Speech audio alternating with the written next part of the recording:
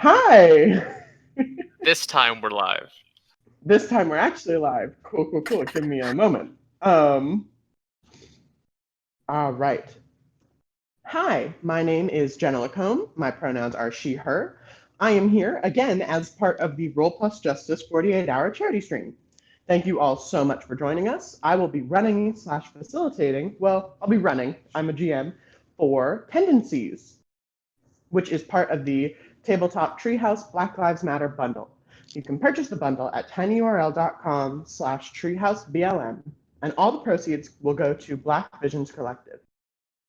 To donate during the stream, choose any of the causes at tinyurl.com/blm donor card, or you can split a donation between 70 plus BLM causes here at tinyurl.com/split70. Then email us a screenshot of your donation to rollplusjustice@gmail.com to be shouted out on stream and added to our donation tracker. All right. Hi, I'm Jenna O'Connor. Today we're going to be playing Tendencies, which is like a really cool JoJo-inspired game. If I could go around the table for introductions, starting at Allie, and tell us a bit about your character. Hey, I'm Allie. I go by he, they. I am playing Arcadia Pennytreat.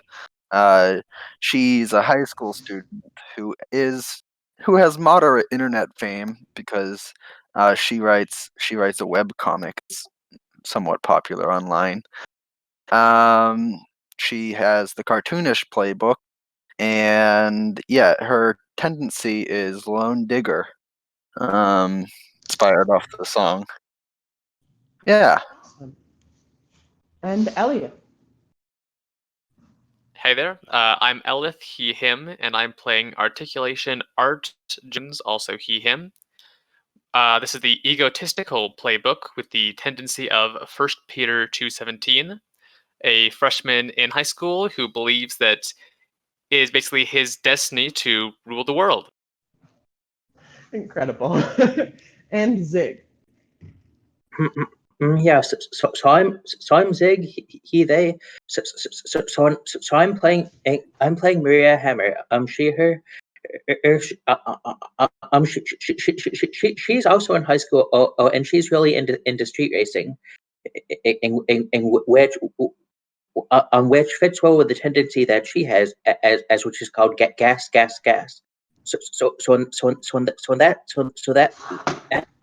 allows her to summon cars to drive out of surfaces. Awesome. All right. And she's the bellicose playbook. Yes, she is the bellicose. Awesome. So the setting we are going to play in, we are going to be playing in a little town called Boreo, which is a small city on an island connected to the mainland by a giant bridge. There is a school on Boreo. People should go watch Jojo, just generally. This is a very Jojo game. Anyway, But legally distinct. Legally, this is not Jojo, but it's a little bit Jojo. There's a school on Boreo where a bunch of tendency users gather, not like on purpose. This isn't a school where, oh, you're a tendency user, you get sent to Boreo High. But a lot of tendency users just happen to be gathered there, such as our three player characters. Yeah. Fate. Are there any? Say it again. It's the fate of tendencies to be drawn toward each other. Yep. The fate of tendencies, legally distinct, to be drawn near each other. And they happen to be drawn near each other at this high school. All right. Actually, maybe we should talk a little bit mechanically about your guys' characters. Going in the same order, could I get each of your highest and lowest stats and maybe one or two important moves that you guys have? Yeah. I realized I forgot to talk about my tendencies the first go around. But yeah, Totally fine. Arcadia's tendency is Lone Digger, and it allows her to touch a surface, and then any point on that plane of the surface, she can dig attacks and stuff into, and they can show up at any other point on that surface. Yeah. Oh, I had a also question. yes. Go ahead. Oh, I was gonna say I also used an advancement to take a remote ability for tendency. It's named Brother Swing, and it allows her to leave a large red X on any surface instead, and can kind of drop things on this mark as opposed to pushing to digging stuff into it. Very cartoonish of you. I had a question about Lone Digger. So, is it like, does it have to be a flat surface? Like, could you do it to a person, or I imagine she couldn't do it to a person, but she could do it to like grass. It's not perfect. It's anime logic, you know? Who knows? Yeah, anime logic. Okay. Awesome. And then Oh, then and stats and yes, okay. I'm really great at glamour and coordination with +2s. I have a -1 to power. Arcadia has a -1 to power, and a +1 to spirit, and zeros in durability and logic. awesome. Yeah. Any standout moves? Oh, yeah, she has the ability Giant Mallet, which means that she gets a kind of ridiculous weapon that gets 2 tags applied to it from the book. I chose the tags Extension and Creation. She's got a fountain pen that allows her to sketch things out, and they will appear out of Lone Digger as sort of items that shoot out. And when it's used in a comedic way against an enemy, I gain a momentum, which will come up later, I'm sure. Yeah. We'll talk about momentum when someone gets them. Yeah. All right. Elliot. All right. My highest stats are Glamour, Spirit, and Logic, all the +2, with a -1 to power and durability. My tendency, is First Peter Legally distinct 2:17. tendency. Legally distinct, yes, thank you. Is a kind of like butterfly made out of yarn that kind of usually rests on my shoulder with like a mask with a exaggeratedly like sorrowful or depressed expression on its face, and it can extend these things of yarn like a couple city blocks, and it can touch things and like kind of suck them into it like a temporary like inventory, basically, I guess, like retaining their momentum and inertia, and then spit them back out later. It can only hold things for like a week, and it can only like absorb things of a certain size, but it can be used in some different ways. And then some moves that I've got is if I roll a 10 plus on convincing somebody, they become fascinated by me. And if I roll a 10 plus in combat, another party member can either gain 2 health or a momentum. And Zig. Yeah. My highest stats are coordination and durability, and my lowest stat is logic, because who needs to be smart when you can be fast? So my tendency is gas. So I can summon cars to drive out of flat surfaces that are large enough of and also I can control other nearby cars. Though I don't use the ladder when racing, because where's the fun in that? As the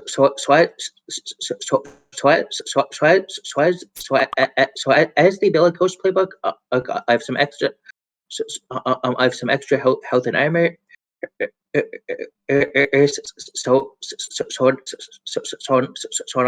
And I have some abilities that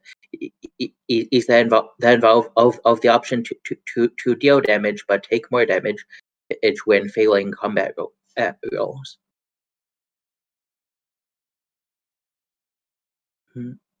So yeah. Awesome. All right. So, it is a peaceful day in the small little town of Boreo. The sun is shining, the birds are chirping, and the three of you, do you guys are you guys friends? Yeah, I think we're friends. Or at least we Minions, hang out. please. Yeah. Oh, maybe we Hmm. should talk about our strings with each other, actually. We should talk about, That's a good yes, one. I totally blanked on those. Yeah, let's again go down the list. We're just gonna keep going in a circle forever. Allie, if you could tell us about your strings with the other two characters, and strings for the audience at home. Strings are the sort of relationships in this game. Um, they are uh, they're written out as excuse me. Player one has a string of such and such with player two. All right. Yeah. Go ahead. Yeah, Arcadia has a string of bokeh with Art, which means basically Art is her straight man for setups and stuff. And she has a string of respect with Maria. Maria can make rad cars appear out of walls. And isn't that the best thing to respect someone over? That it really is. Mm-hmm. All That right. and Maria probably has like really nice handwriting. um, all right, Elliot. I have a string of patience with Arcadia. I kind of like understand what's going on, just kind of like sigh and deal with it. And I have a string of reliance with Maria. I know that she can do things that I can't, so I try and like rely on them when I can or when I need to. Cool. Maria, go ahead. Yeah. So I have a string of humor with Arcadia. She's funny and to be around, and I have a string of impatience with Art because he's pretty stuck up. Though I generally put up with him, I guess. I guess. All right. So I think we get the shot of the three of you walking to school together, and it is just a gorgeous day. And we get the shot of you guys. It is like a still shot of you guys walking past a wall, um, and like you guys are chatting, and then as you guys walk past the middle of the wall, behind you there is now an eye in the wall, like a person's eye. Oh, Um, and I think you guys see this. You definitely see this eye just like appear on this wall. can I oh, Go ahead. can I poke it? Yeah, you poke it and it blinks. It's like, ooh. So I say, hey, who are you looking at? And it blinks and then it closes. And then the eye is gone. Not on the wall anymore. Um, you noticed that as other students who don't have tendencies were walking past, they didn't seem to notice the eye. And I think there's a group of girls who like giggle at you as you guys are like looking at this wall. Um, I'll like turn and glare at them, I suppose. The patented super serious glare. And I think that as you glare at them, you see on the other side of the street there's another eye.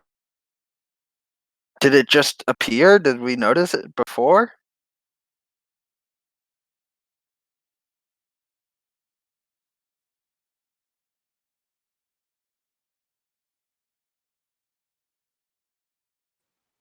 Does it seem to be like looking directly at us at all, or is it like just like in the area?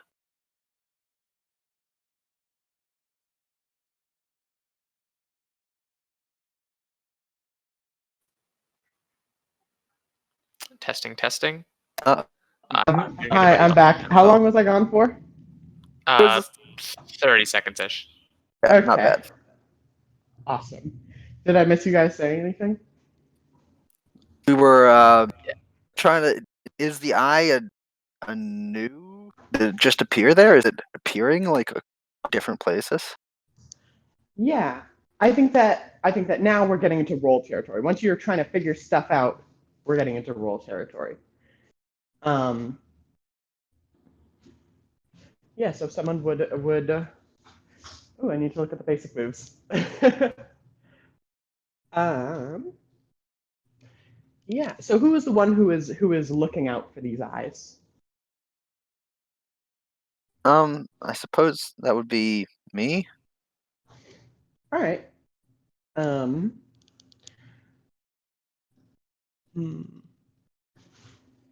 not super familiar with these moves yet, so I have to quickly read through them. Oh. Oh, okay. So the move you are rolling is Here's the Plan, which is a roll plus logic. Woohoo.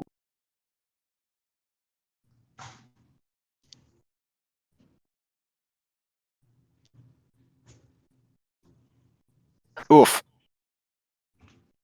Ouch. You do have to say it. Well, I can hear Oh, 6. Yes, yes, you're right. it. Thank you. Okay, so that's not good.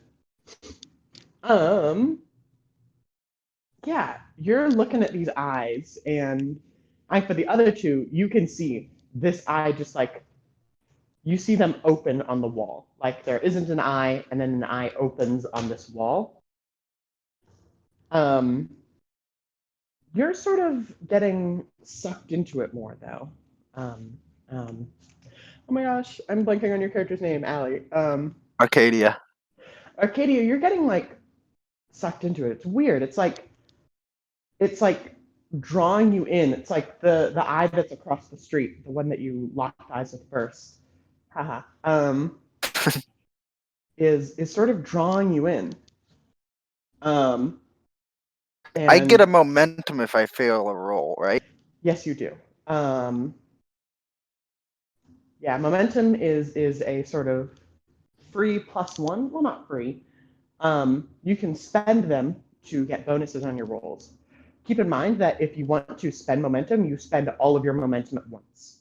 So even if you are going from a 6 to a 7 and you have 3 momentum, you'll go up to a 9, and you'll lose all of your momentum. So just keep that in mind when you want to use momentum. Yep. Yeah. And it's drawing. Okay, so it's drawing Arcadia towards it. Is that like physically or mentally drawn in? Say that again? Is that like physically or mentally drawn in? Both. Arcadia can't really understand what's happening, but for the other two, you see Arcadia start to walk across the street that has cars coming towards this eye. I'm just gonna grab her arm and put a stop to that real quick. All right. How? I think that you're gonna have to roll for that. You are going to have to roll shield. When you move to protect someone from danger, roll plus durability. On a 10 plus, you do it and choose 2 from the list below. On a 7 to 9, choose 1. Watch me roll a failure and just like throw myself out in the car. Car party. Everyone dies in the street. No. That is a 9 record. Awesome. On a 7 to 9, you get to choose 1 from the list below. Can I go to assist? Totally. I think. Can you? Is there an assist roll in this game? I think that's on the gravity of bonds. Yes, it is. Yes. When you attempt to help out a teammate, roll plus the strings you have with them. On a 10 plus, you can add a +1 or a -2 to their roll. On a 7 to 9, you can choose to do the above, but the GM will tell you how the consequences of their actions affect you. Alternatively, you can just leave them to fry and get away scot-free. Oh, that's fun. Yeah, give me your aid roll. And what does that look like? So that is so I'm reaching out and slowing down the car in the lane closest to us as it approaches. Awesome. Yeah. So when you can see when I take over a car, because its license plate temporarily changes to a golden license plate with gas written on it. Hell yes. Hell yes. I'm going to step on the gas. Awesome. So give me your roll. Yeah. That's an 8. Awesome. That means that you can give a +1 to art. And I will. Awesome. Which awesome. then brings me up to a 10. Which means you still have to choose 2 out of 3 on the list. Those options for the audience are: you impress onlookers with your actions, the enemy doesn't deal physical damage to you, or this wasn't a trap, which are great If options. I don't choose this wasn't a trap, does it automatically become a trap? Of course it does. Yeah, that's what I thought. This is not Jojo. We got to be careful here. Your kindness is your downfall. So I'm going to say this wasn't a trap, and the enemy doesn't deal physical damage to you. I don't care if people All right. aren't impressed by me doing this. Okay. And so you grab. There are 2 A names, and I keep wanting to say Artorias for Alex character, and I know that's not correct. Yeah, we do have 2 ARs. It's Arcadia. Yeah, Arcadia. You grab Arcadia, and Arcadia is like, you're just totally fine. You get shaken from this sort of psychic pull, and all of the eyes around you close. And I assume you guys just make the rest of the way to school uneventfully, unless you want to immediately start investigating. We'd probably keeping an eye out for. Well, that was a little bit of a play. But yeah, an eye out for eyes. Nah. All right. I think I actually would like to investigate immediately. This is my turf, much like the rest of the world. I'm not going to let someone poke around and try and drive people into traffic.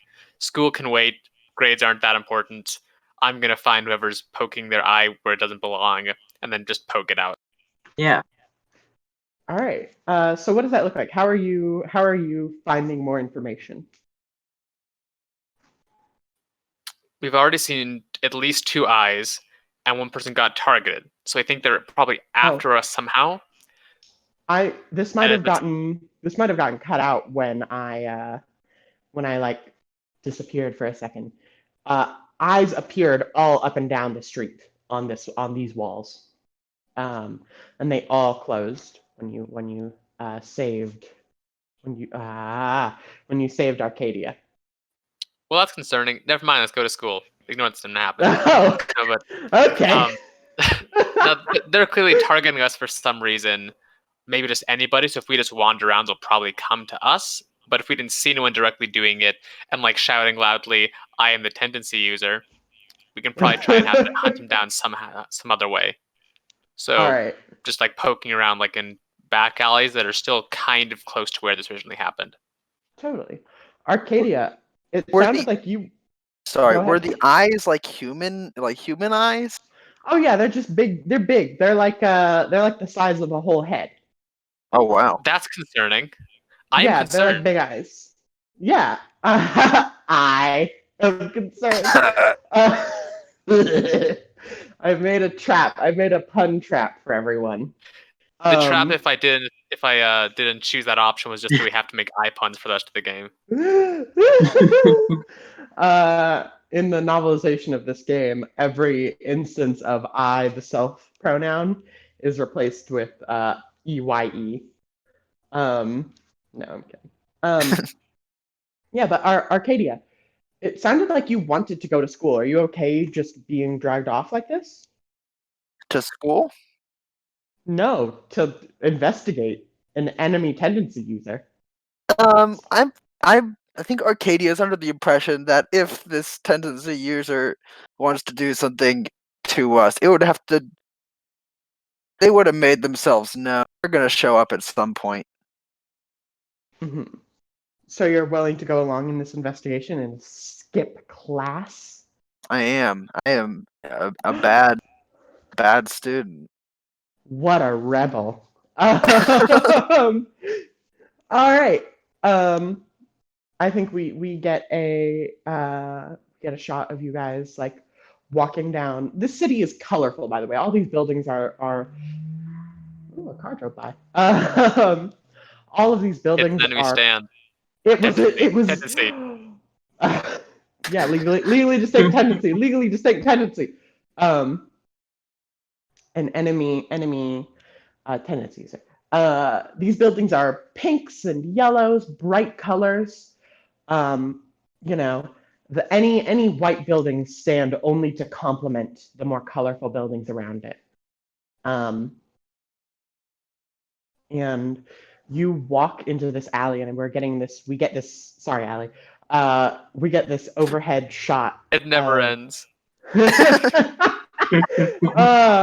get this overhead shot of the three of you walking through this tight corridor to get to a more open area.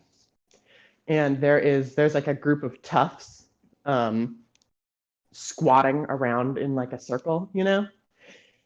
You know, when you see a group of toughs squatting in a circle? Yeah. And one of them has like a spiky mohawk, and they say to you, Hey, what are you kids doing over here? I think I don't know. Never mind. I'll let somebody else take the reins on this one. Looking for something that I don't think you'd understand.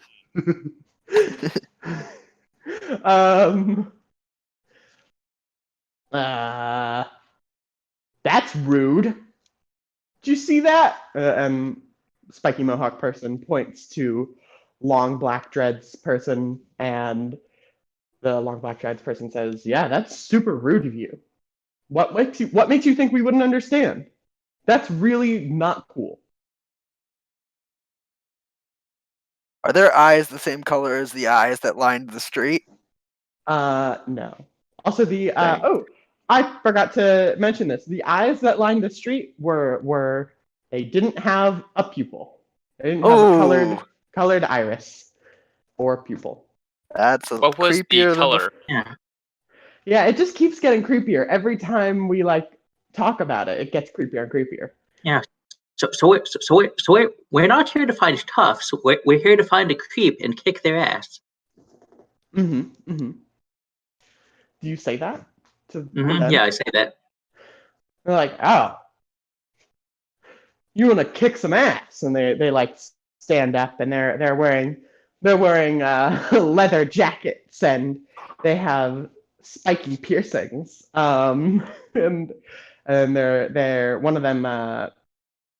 So there's black dreadlocks person, there's spiky mohawk person, and then there is pixie cut person. And pixie cut person has a big baseball bat, and they say, "We specialize in beating up creeps." You want to get a piece of us, huh? What? No. You just said you were gonna have. Yeah.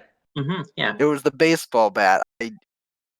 Yeah, she's really good at softball. And you see that her leather jacket is also a softball jersey. A leather softball jersey. A leather softball jersey. And they're like, we can totally help you. but before they are able to do anything, they sort of like stop moving and stand stock still. What do you do? I check their eyes and see if they have pupils. They super have pupils. Okay, that's good. But they do all appear to be looking at the same thing. I mean, Arcadia's first instinct would be to follow their gaze to whatever they're looking at. And on the wall behind you is an eye. It's a big milky eye. It's or not milky, but just pupilless eye on this wall, and they're all staring at it. So I'm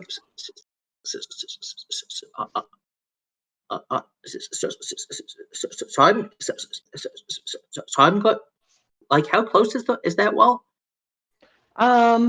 It's like a couple feet behind you. But the eye this time is up a little high. It's a little bit out of reach. I'm going to try to attack it with my power. So I'd like to make a car drive out and, like, not all the way out, but stick like halfway out of the wall. Uh-huh. Like where the eye is? Yeah. Yo, that rules. That slaps.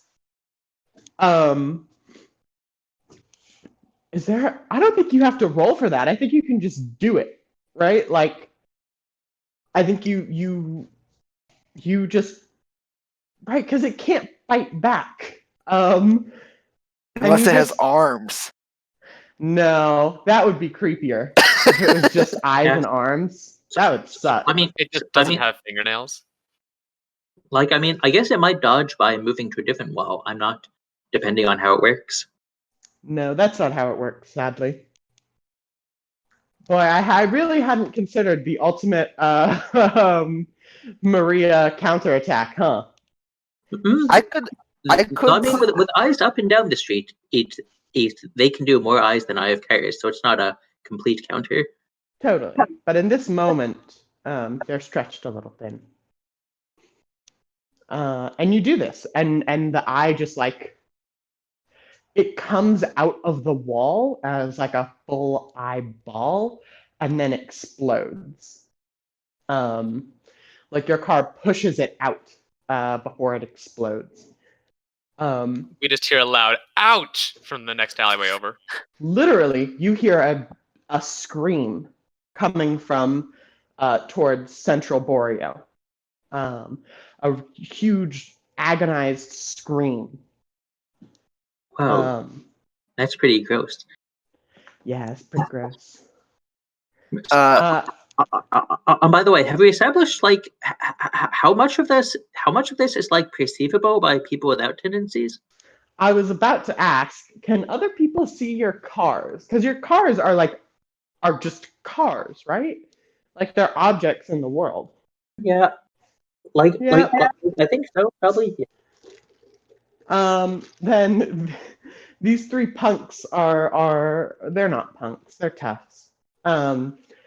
Are taken out of their reverie and are like, holy shit, there's a car in the wall. So they were like under a trance or something? Mm-hmm. Okay. Don't mind the car. Come with us. You want to help? This is your opportunity. And I think that spiky hair tough like falls down in surprise, like, nah,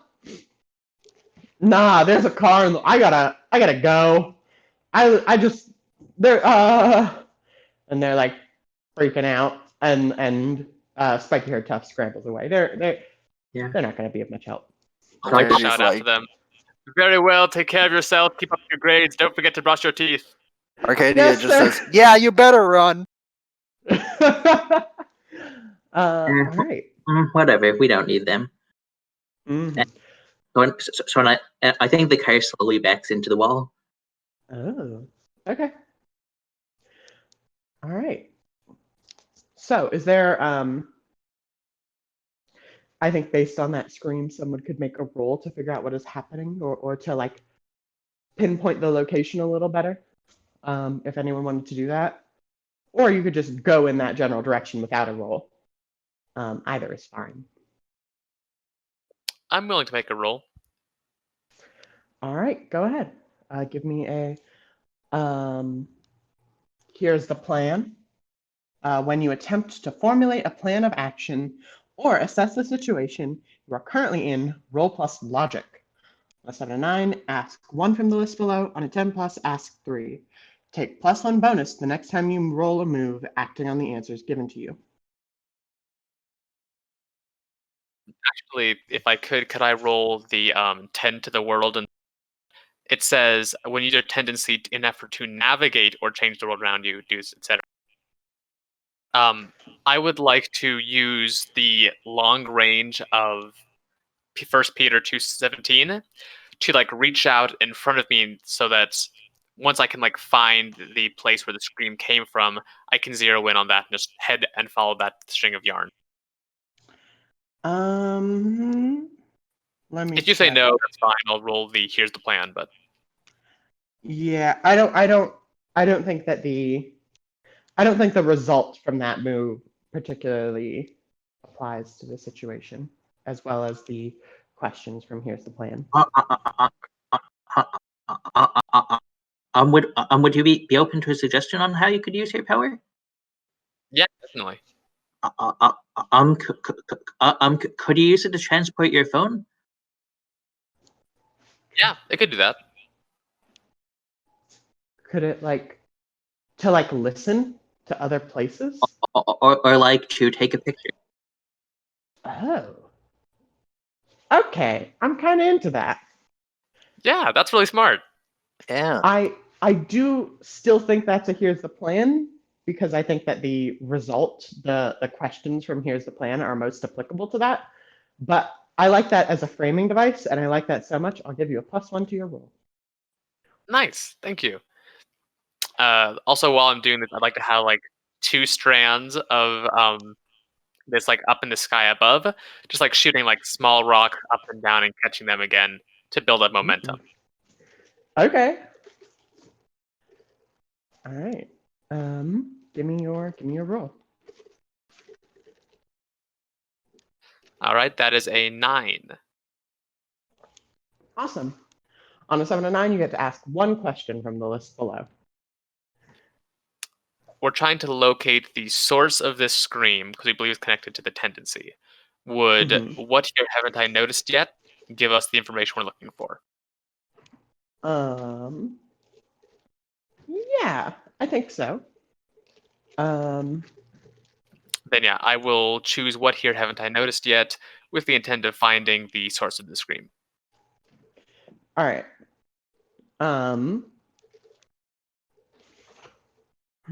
I think that so you're like teleporting your phone to the location to take a picture and then teleporting it back.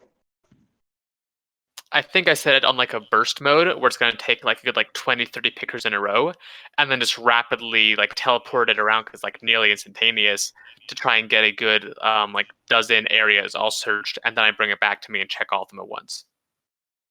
Okay. We get like, I don't know how to describe that. Like we get a montage of like different locations. But I don't have like a list of locations in front of me. Until it finally settles back on the school. Which you are already walking to and are now late for. That is, as far as you can tell, where the enemy tendency user is. Moral of the story: don't skip school. Don't skip school, kids. Don't skip school. Don't do drugs. Brush your teeth. Brush your teeth. Drive a fast car. Say it again. I said drive a fast car. Drive a fast car. Don't do drugs. Stay in school. Brush your teeth. A PSA by the people of legally distinct tendencies. Legally distinct tendencies. There are ways to run this game that are much less JoJo and much less legally distinct. But we're doing JoJo now. This is JoJo. All right. So what do you guys do? You know that the Tendency user is around the school.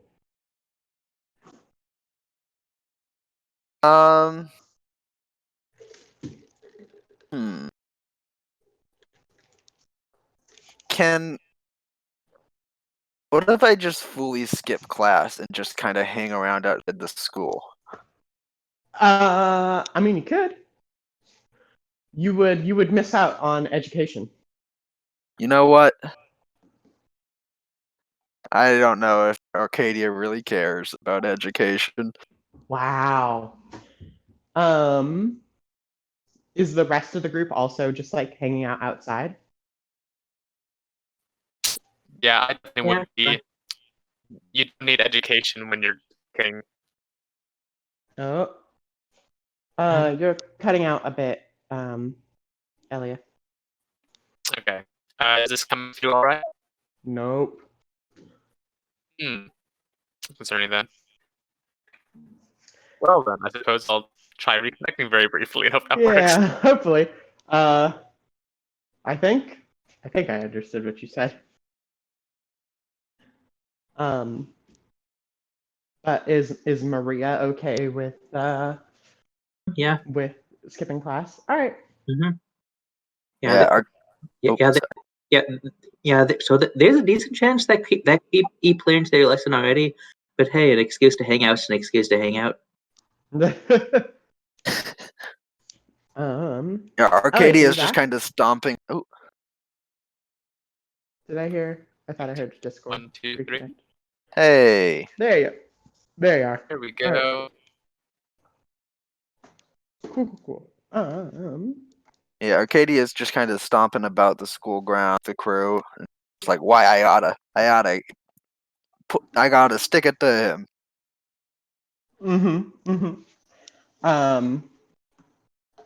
And I think we get like a shot of you guys like waiting outside the school. And then a like passing period bell rings and you hear like a bunch of shuffling from inside the school.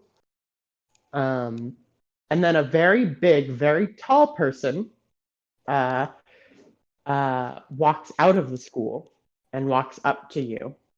Does anyone have a name for a truancy officer?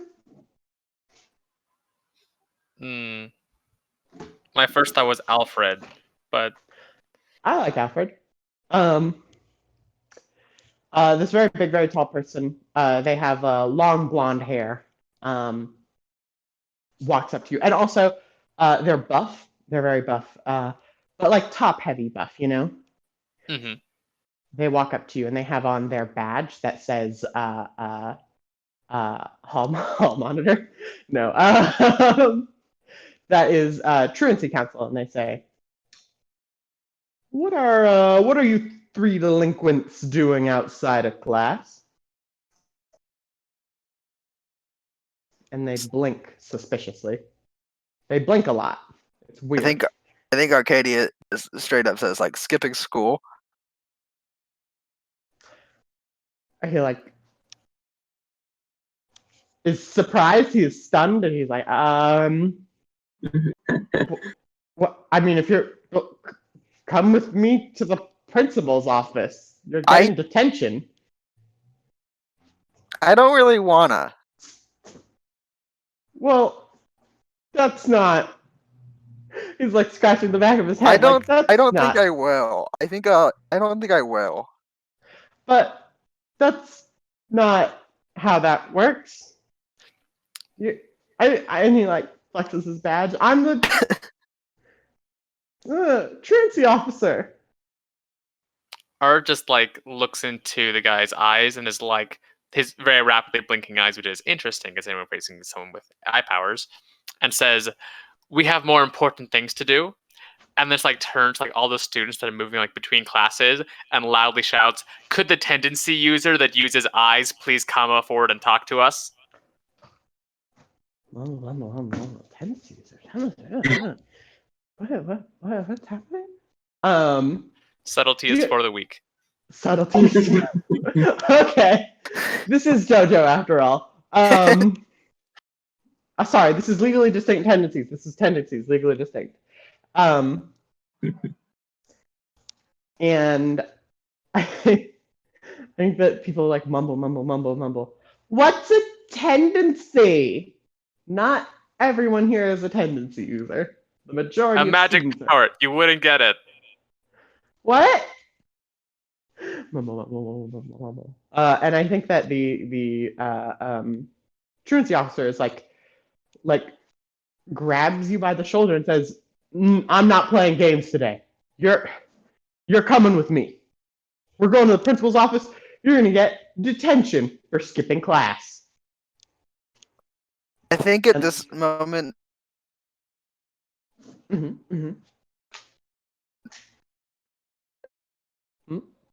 So, Arcade pulled into Oh, say that again. Oh, sorry, did not go. Pulls out like a her little sketchbook, quickly doodles a little pie, and then it pops up out of the ground in front of truancy officer and just hits him right in the face. Wonderful. Alright, that's probably a roll, to be fair. I don't know. Yeah. I think that this is intimidate.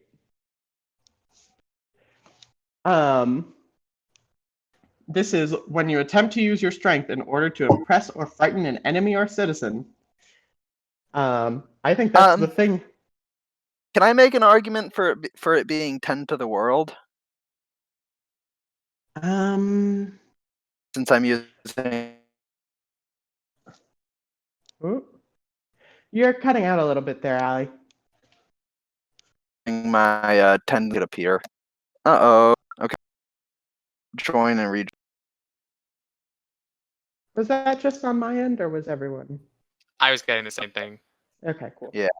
Yeah, I was just gonna say, can I use 10 to the world as to make an argument for like it's part Allie? of using? Oh no. Yeah, it started to happen again. We Oh, lose your audio for a no. second, then like compresses like, and repeats very quickly. Yeah. This must be the work of an enemy tendency. This must be the work of an enemy tendency. Oh,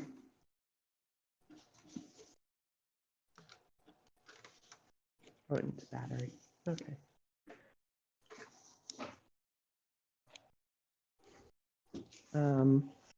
Also, when Allie gets back.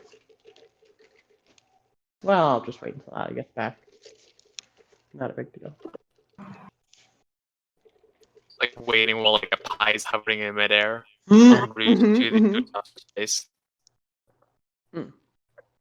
While we wait for Allie, I'm gonna read off a donation. Adela donated $5 to the Split 70 Plus bail pool and Okay, says, is it a little bit better? a little bit. Give me 1 moment to finish reading off this donation. For every 10 plus in glitter hearts, plus 1 for turnip. Lofty donated $5 to the Homeless Black Trans Woman Fund. Say something, Allie? Testing. That seems better. yeah. We Sounding won't, pretty good. yeah, we won't know for a bit, but seems good. All right. So what were you saying? What were you trying to communicate? Can I make an argument for this roll being 10 to the world since I'm using my tendency to do this? I don't. Sorry to be a spoil sport, but 10 to the world is about navigating or changing the world around you, right? Okay, yeah, fair. Yeah. And like, if this is like, I'm using my pie to like reveal a trap door, maybe. Right. But this seems to be about undermining this guy's authority by making a pie fall on him. Yep, that's totally fair.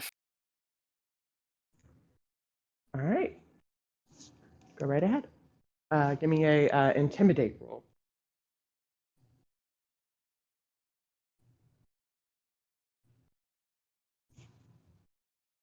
Hey, not bad. And then read off the roll, please. Yeah. 8. All right, cool. On a 7 to 9 for intimidate, they will have the opposite effect, but the basic end result will be the same. So what did you want to happen here? What was the best case scenario? I wanted to embarrass this person in front of the entire school. Okay.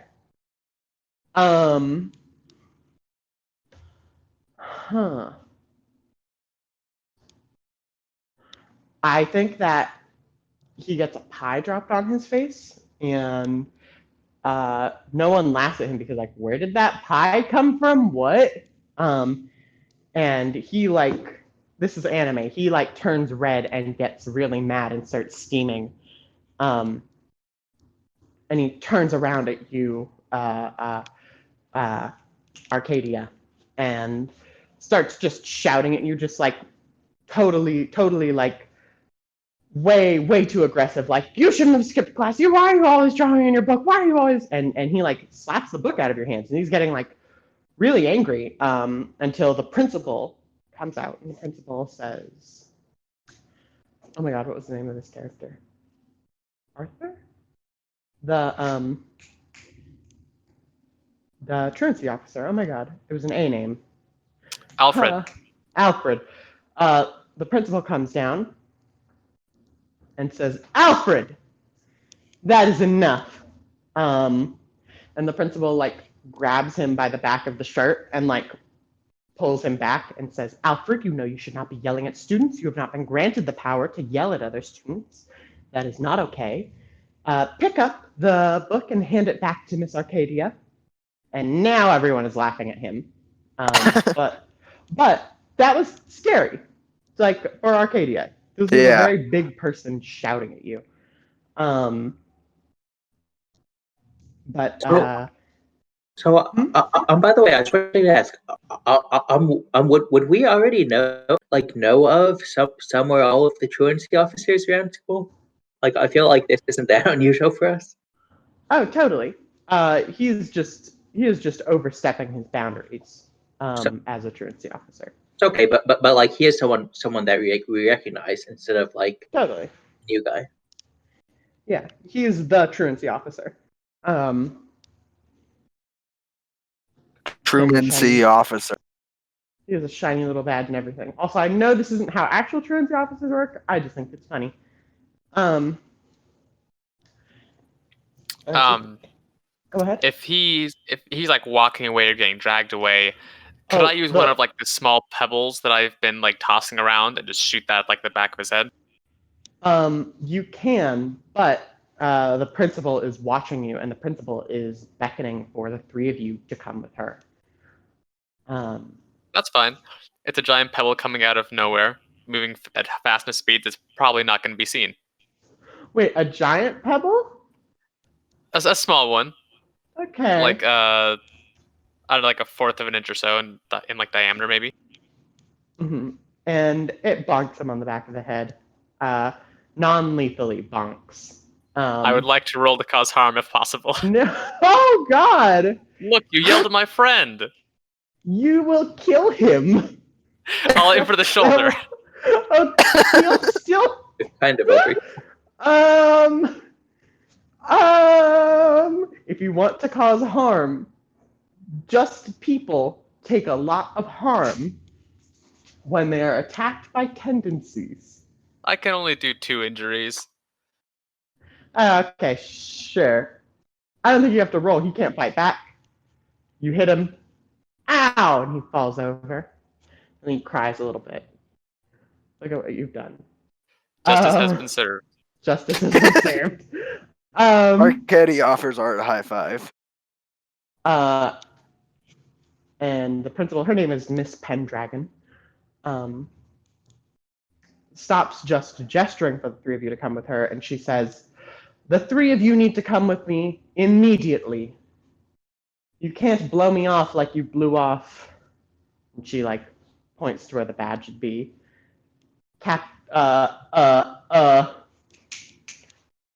Wasn't it Alfred? You can't blow Alfred off like you blew. Or wait. Blah. Tongue twister. You can't blow me off like you would blow Alfred off. The three of you need to come with me immediately.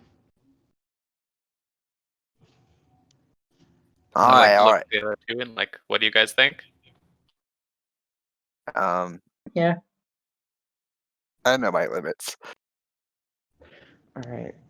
I have no limits, but I'm not going to leave you two to face the music alone. So And I think we cut to the principal's office. It is just like full of little knickknacks, and just baubles. And the four of you, including Alfred, are sitting across from the principal's desk, and she is clicking her fingers together. And Alfred is still blinking a lot. It's weird.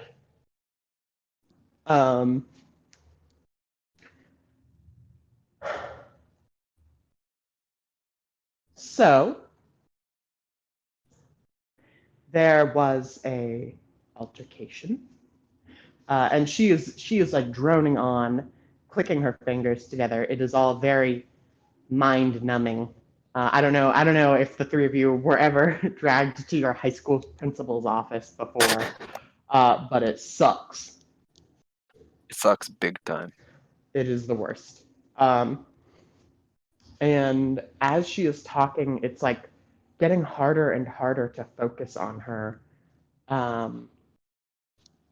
because can I use my second rock that I had prepped and like try and hit her like her clicking fingers of the hand with it? Sure. You're actually gonna have to roll for that one. I don't know. I don't know if in character the three of you know this yet, but Miss Pendragon is actually a stand user.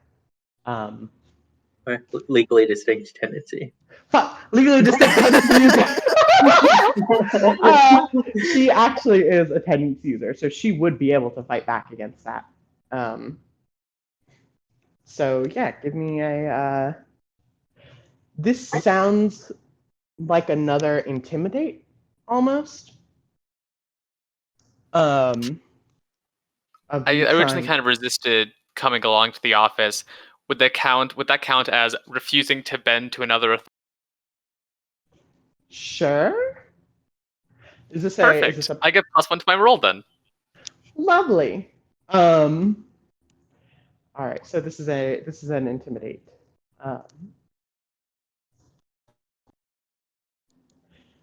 To try to, I assume, like undermine her and get out of this. You mentioned the clicking fingers and it getting harder to pay attention.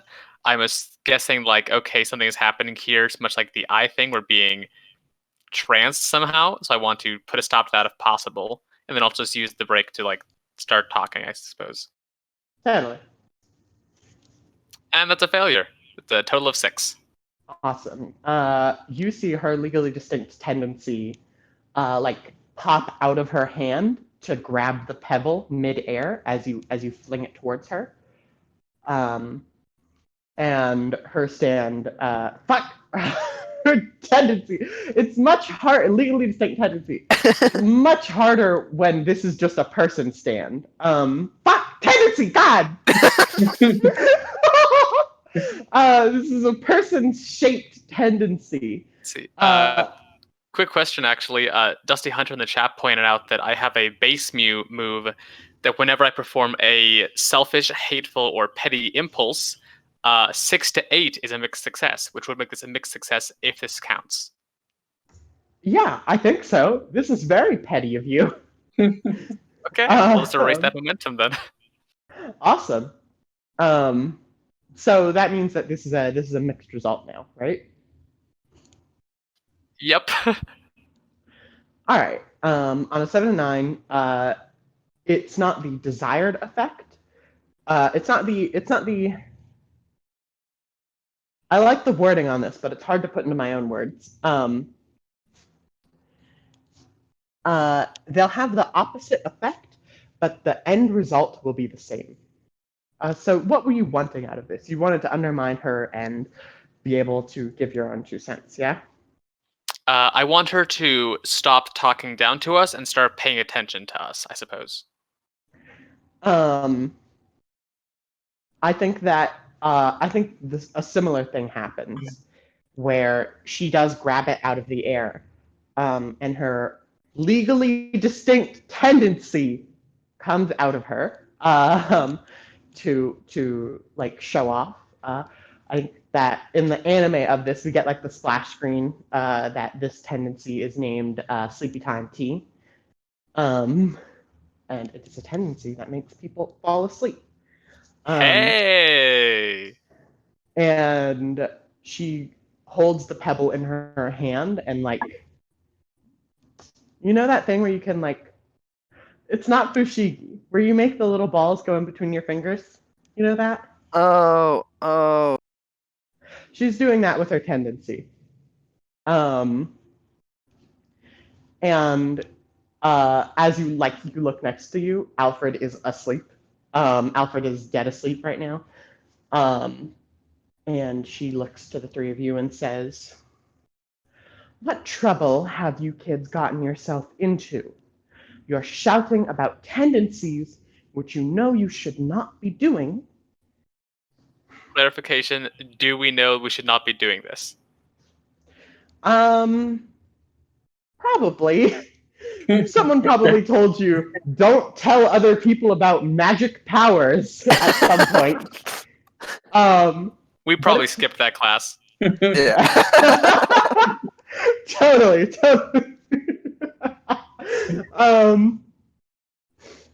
You know, it follows every magic ability rule in the real world, which is that you're not supposed to tell other people about it.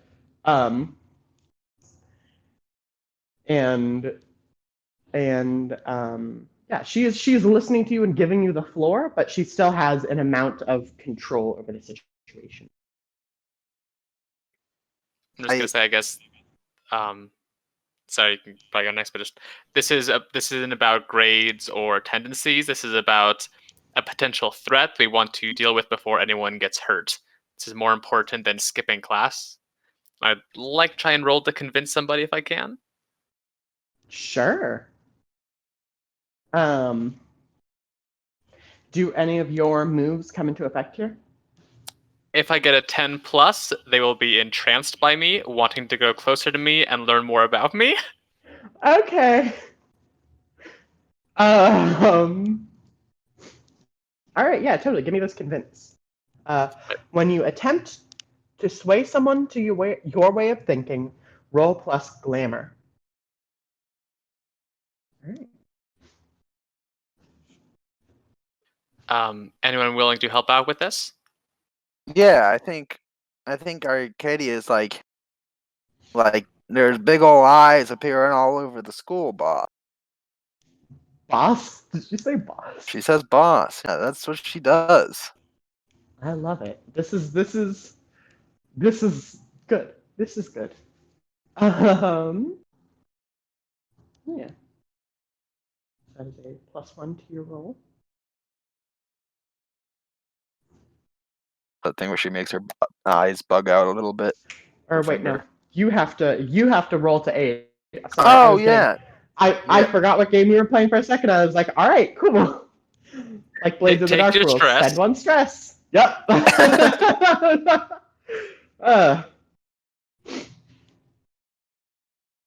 Okay, that's an 8. All right. You can give a +1, or you can not be embroiled in the consequences of failure. It's up to you. I'm gonna give a +1 to this roll. All right. Thank you. So I think just narratively, like Maria will also chime in and say yeah, like putting us up to a keep like that's basically public service already. Nice. I love this. I did roll a 7, which is disappointing. But wow, that's really low. Don't you have +2 glamour? Yeah, for a total of +3. I rolled a 3 and a Wow. 1. Wow. All right. Someday, I will roll a 10+ on convince somebody, and they will become entranced by me. Yeah, I had a whole thing planned out. I knew exactly what was going to happen. Ah, it was a shame. You can just say, I guess, get +3 the roll just because you really want it to happen. No. Blink, blink, blink. Mm-hmm. Do you have any momentum? Oh yeah, do you have any momentum? No, You probably don't I have almost 3 failed to momentum. roll and then found out that it was petty enough that I did not have to. It was petty. I'm trying to think. It's This is funny enough that I'll give you advantage on this roll. I think that bringing in an enemy's tendency So close. will have her at enough of a disadvantage that you will have disadvantage against her. So roll an extra d6 and It's drop another the 1. lowest. Wow. The universe does not want you to win. She puts down the pebble and her tendency goes back into her, and she says, "Listen, this is very noble of you, but I doubt it's true. Every day I get multiple people telling me, Pendragon, there's an enemy tendency, this and that, and this and that. There's never an enemy tendency. It's just a squirrel or the wind blowing the wrong way. Just go to class. I'll waive your detention this once, but don't do this again." I mean, that was almost a tornado that one time. It was just a tornado. We live in an island. There are typhoons sometimes. It happens. It was a pretty suspicious tornado, I gotta say. It was not suspicious. Stop saying it was suspicious. You see the way it looked at There us? were sharks inside it. That's definitely suspicious. There were not any sharks inside of it. There were frogs, and it's. I don't You have didn't the see the time. teeth on those frogs.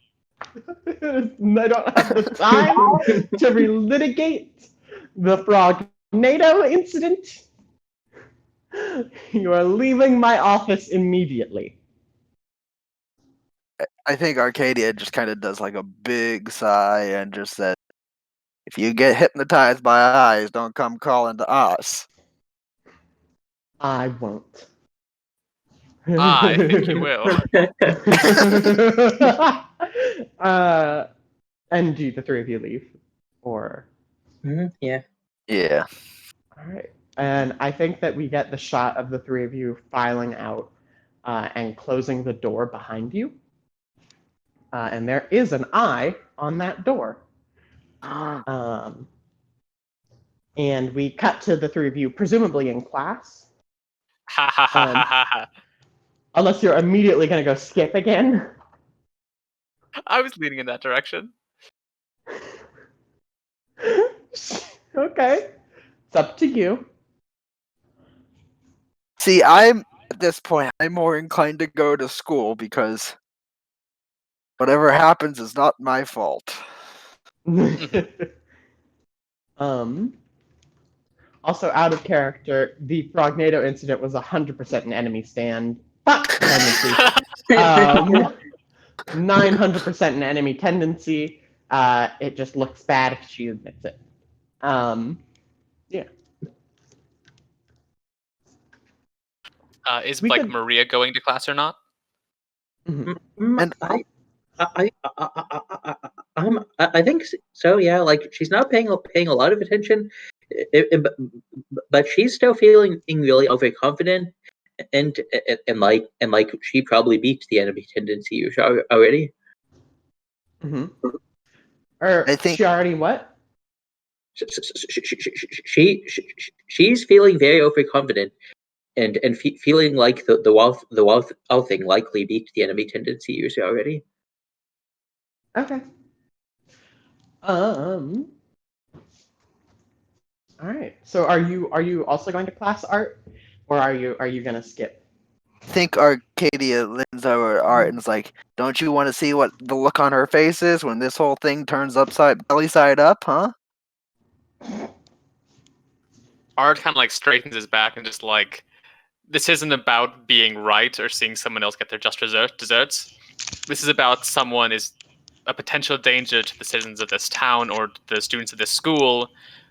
It is my duty to find them, find out their intentions, and stop them if necessary before anyone else gets hurt. And you're saying this, right? This isn't just in your head. Yeah, just saying this out loud. Yeah. And I think that is your sister still in high school or no? No, he was probably like Okay. 20. Okay. I was gonna bring in other characters, but I'm gonna get like yelled at when I get home. Just like, I heard from the principal you weren't at school, you were skipping class, and you and I got a call from the principal today. you did what in her office with your tendency? Yeah. All right. Oh. Yeah. I think that. Go ahead. Can I spend my momentum to do a what once was to do a quick flashback to the principal's office? For Just sure. real quick. I want to use Brother Swing, the remote tendency, to leave a big X under the principal's chair. Just for later. Who knows when it might come up. All right. Yeah. Mark off that momentum. Just for later, just in case. Yeah. I think that the three of you are.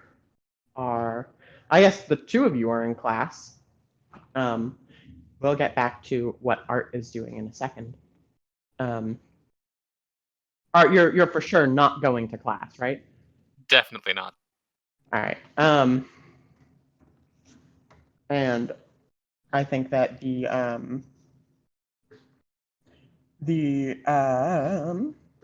lost my train of thought for a moment.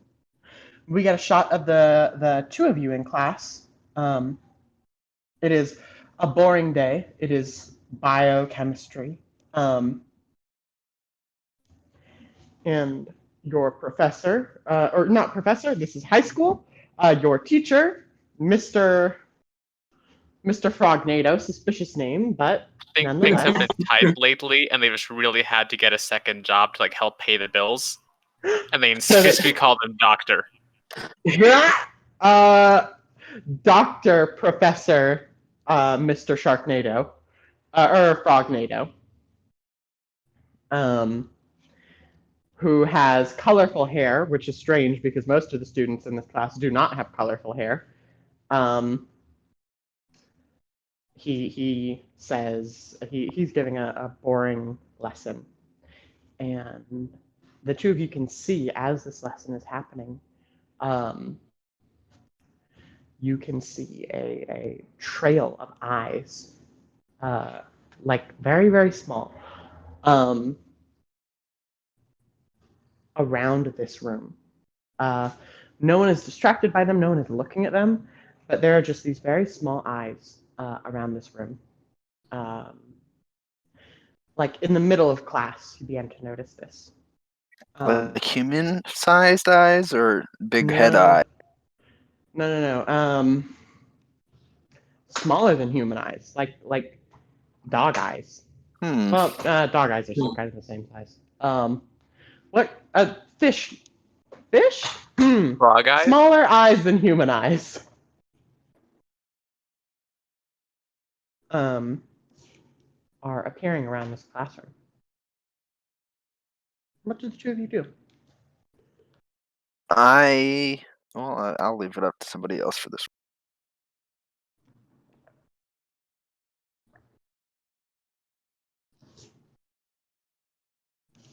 Zig?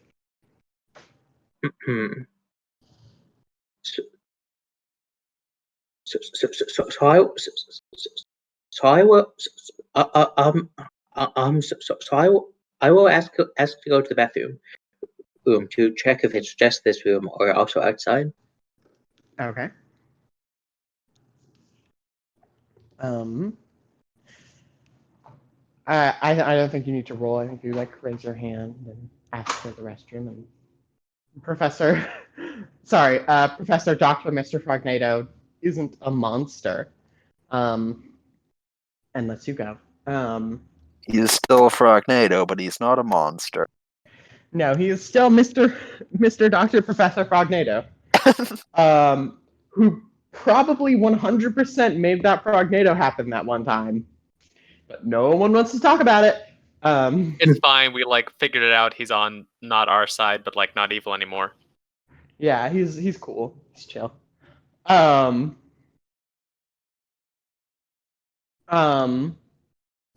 Lets you go, and it turns out that they're not just in that classroom.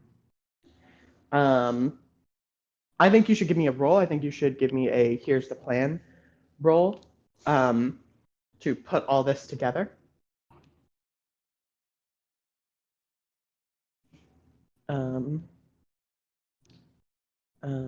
That's actually 7, despite being my lowest stat.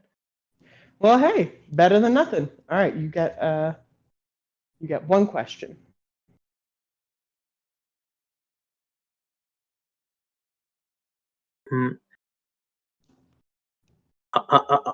What haven't I noticed about the enemy's ability?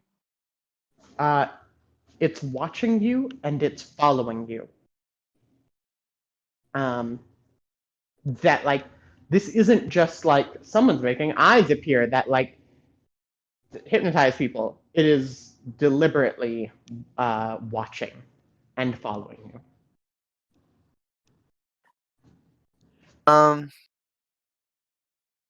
Specifically following Maria.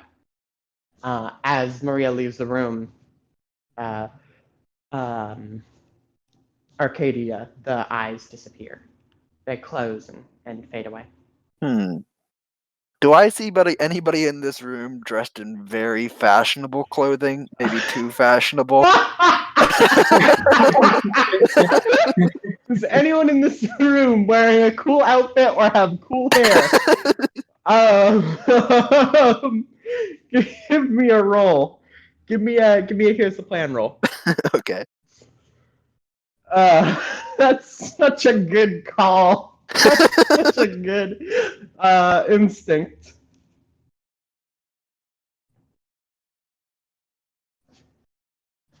It's a 9. All right. So again, one question. Yeah. I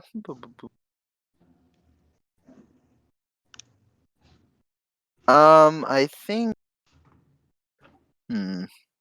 Oops, I'm in the wrong section, aren't I?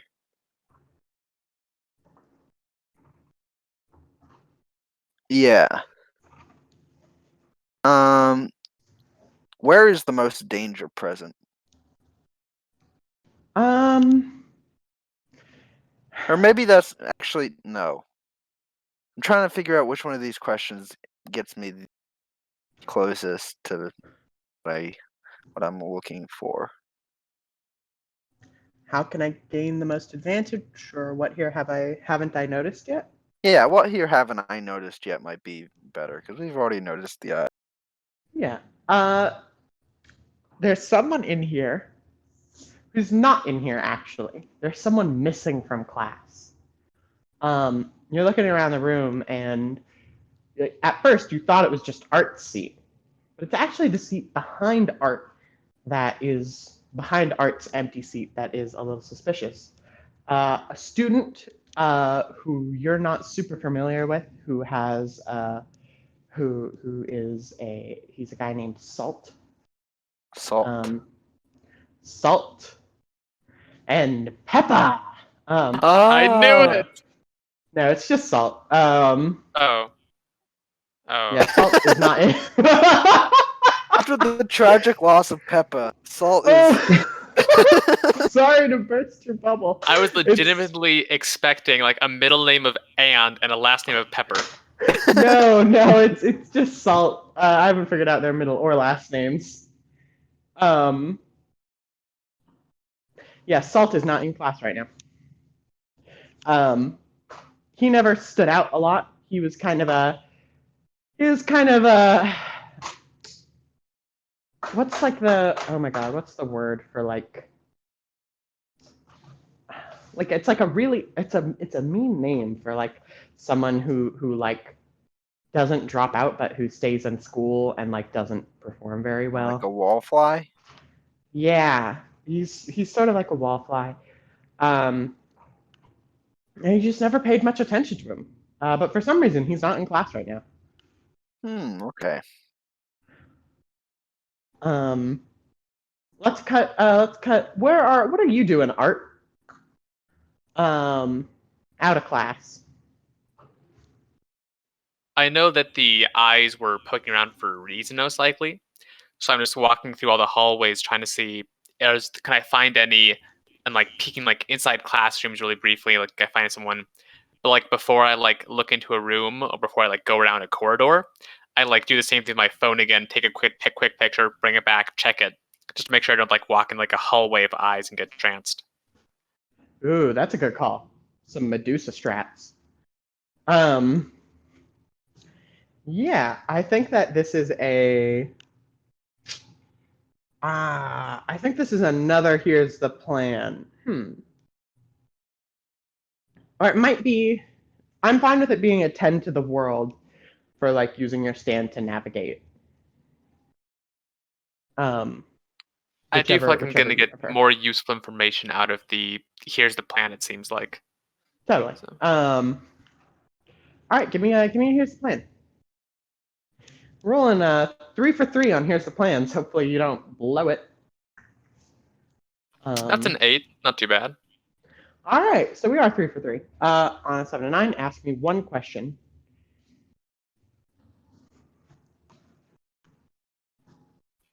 I will ask, where's the most danger present? That's what I'm looking for right now. Yeah.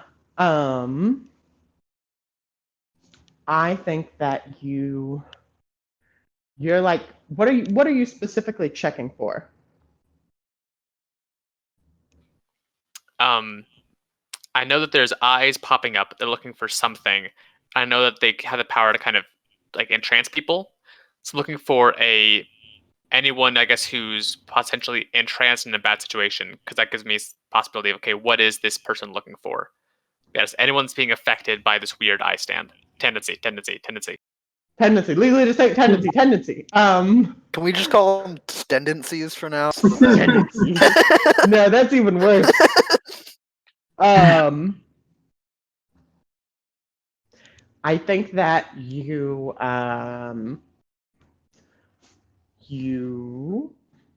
find someone. You find the janitor, who is he was alone in an empty classroom, standing stock still like those punks from earlier. Toughs. They're not punks. They're toughs. That's what they would say at least. Standing stock still like those toughs from earlier, staring directly at an eye on the wall. And you're like looking at him like, oh my god, what happened to this guy? And he is notably missing his comically large giant key ring that has all the keys in the school. So that's some information. Okay. I think we should go ahead. What were you gonna say? If we're going to take a break, then do that. Yeah, let's take a quick break.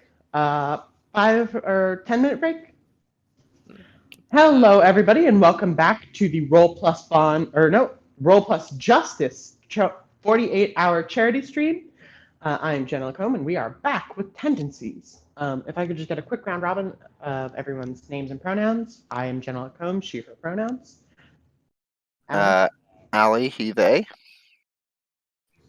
Elith, he, him, the legally distinct Roll Plus Justice stream. Legally distinct.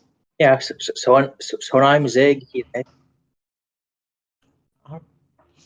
All right, and we left off with Maria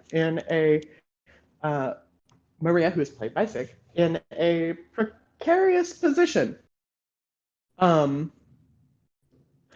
Keep in mind, since all of you successfully rolled here's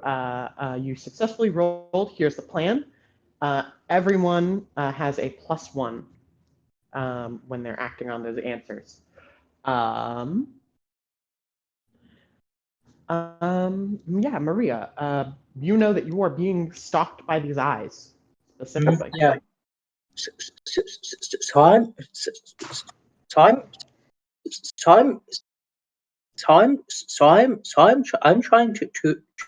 to lure them. I'm trying to lure them to somewhere with sufficiently large and unobstructed walls to try and get them like I did last time. So I'm headed for the auditorium. Okay. I think that you should.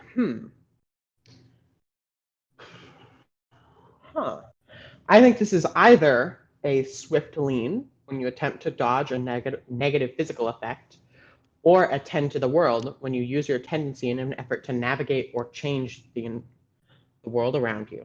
Do you have any opinion on that?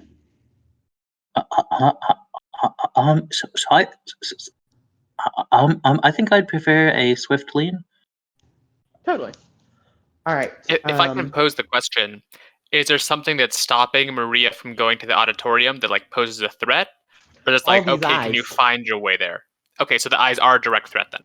Yeah, the eyes, remember, if you like look at these eyes for too long, they'll hypnotize you. These eyes are trying to get themselves in front of you, especially now that you're alone, and trying to block your path forward. Not physically, but like by putting a bunch of eyes in the path forward. I think that this is definitely you have to make action to avoid being hypnotized by these eyes. All right, so give me that swift lean. Okay, so that's 2d6 plus coordination, and that's an 11. Nice. Oh, wow. All right. That's the first 10 plus, isn't it?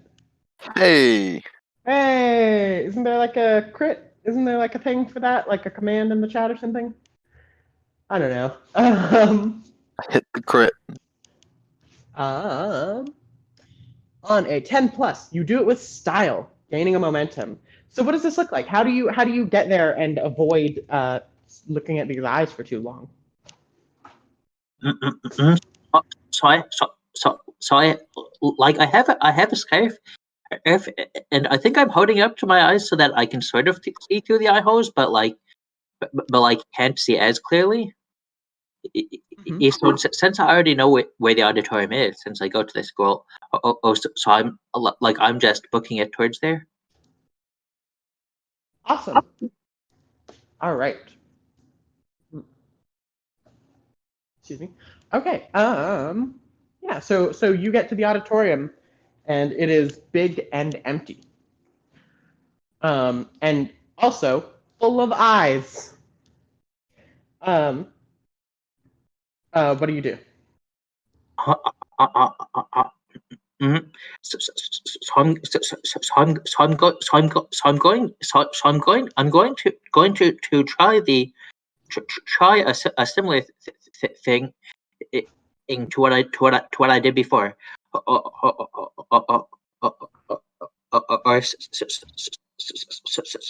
I'm going to look towards the nearest unobstructed wall,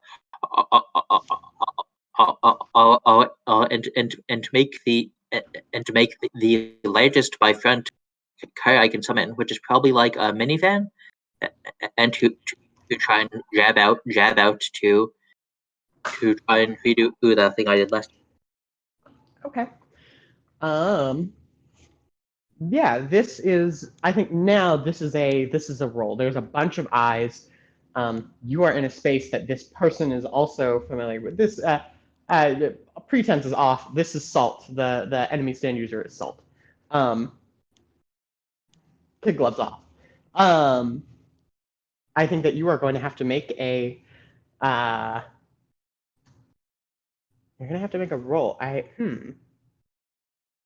haven't looked at the confrontation moves too closely, so give me a moment.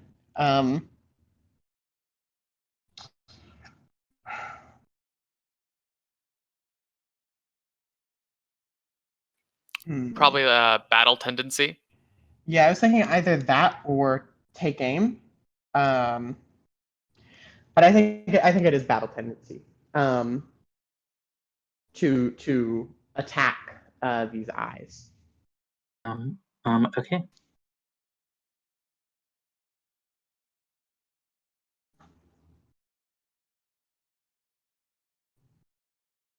Oof, and that is a 3. That's a 3. Oh, Oh no. no. Ooh. So it works. You do this, and I think we get a shot of Salt in a different room. Salt is a white person with like scraggly dreadlocks. Not like well kept dreads, but like he doesn't brush his hair enough dread. And I was looking for somebody fashionable. God. Wow. That was our mistake.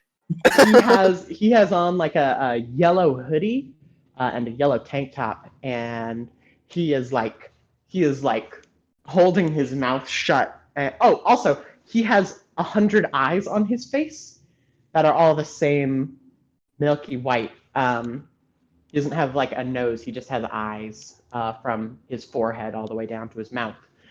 Probably not 100, more like 20, but still, you get the picture. Face covered in eyes. And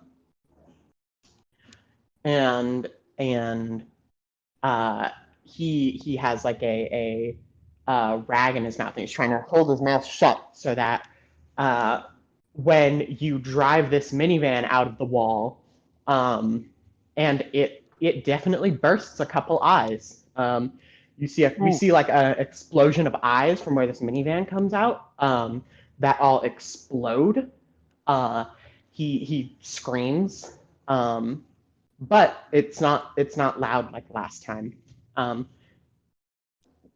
excuse me, I weird hiccuped.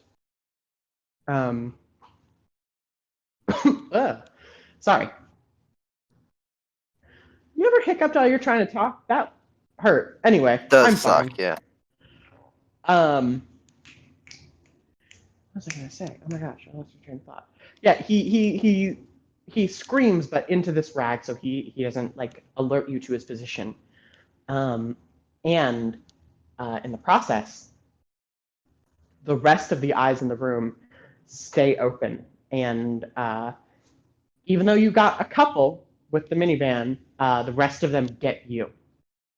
We will come back to that in a moment.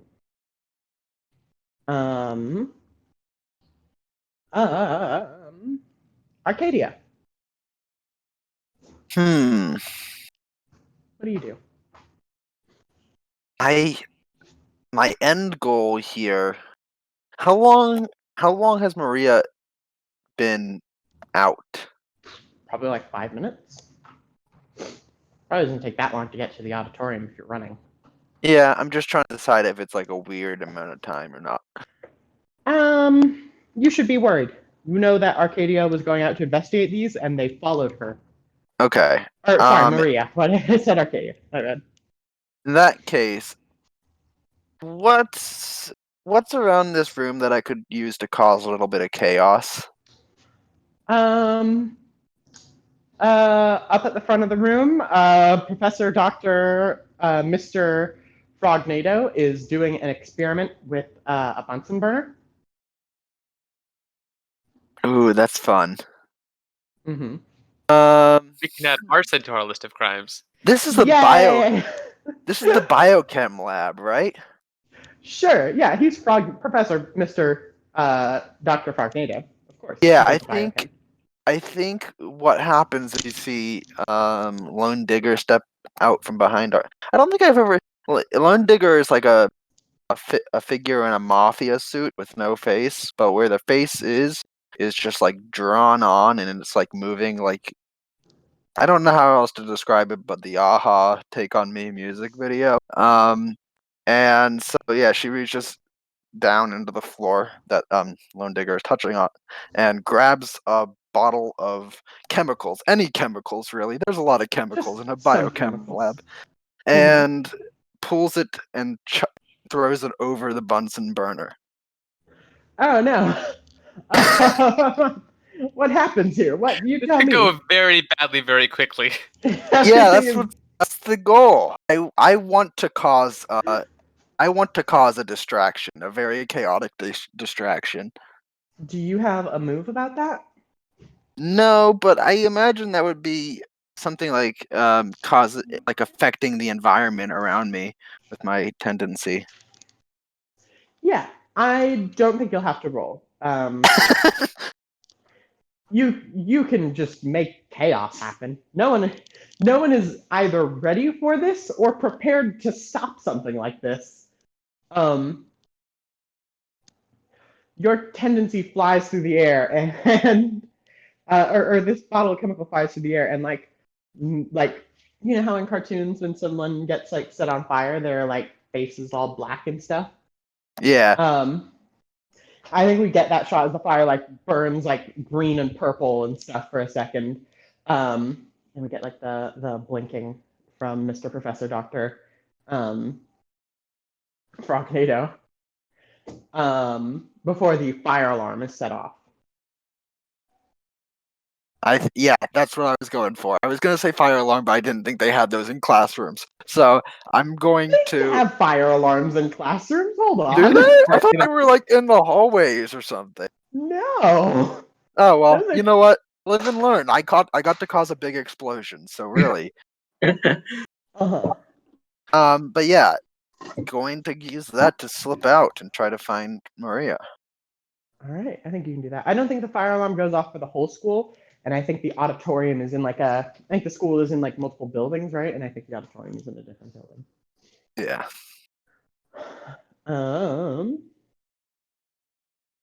Yeah. All right. As you slip out, I assume where are you going generally? I suppose I will. Are there any? Do I see car tracks on the ground? No. I don't know that Arcadia knows where she's going. All right. So, Art. So I was in a classroom with like the janitor, correct? Who'd been kind of mesmerized by the eyes. Mm-hmm. Okay. I'm gonna like not looking at the wall where I know the eye is. I'm gonna like grab his shoulder, shake him out, pull him around, and be like, "Mr. Brukar, someone has attacked you, paralyzed you, and taken your keys. Do you know where they might be?" What? Huh?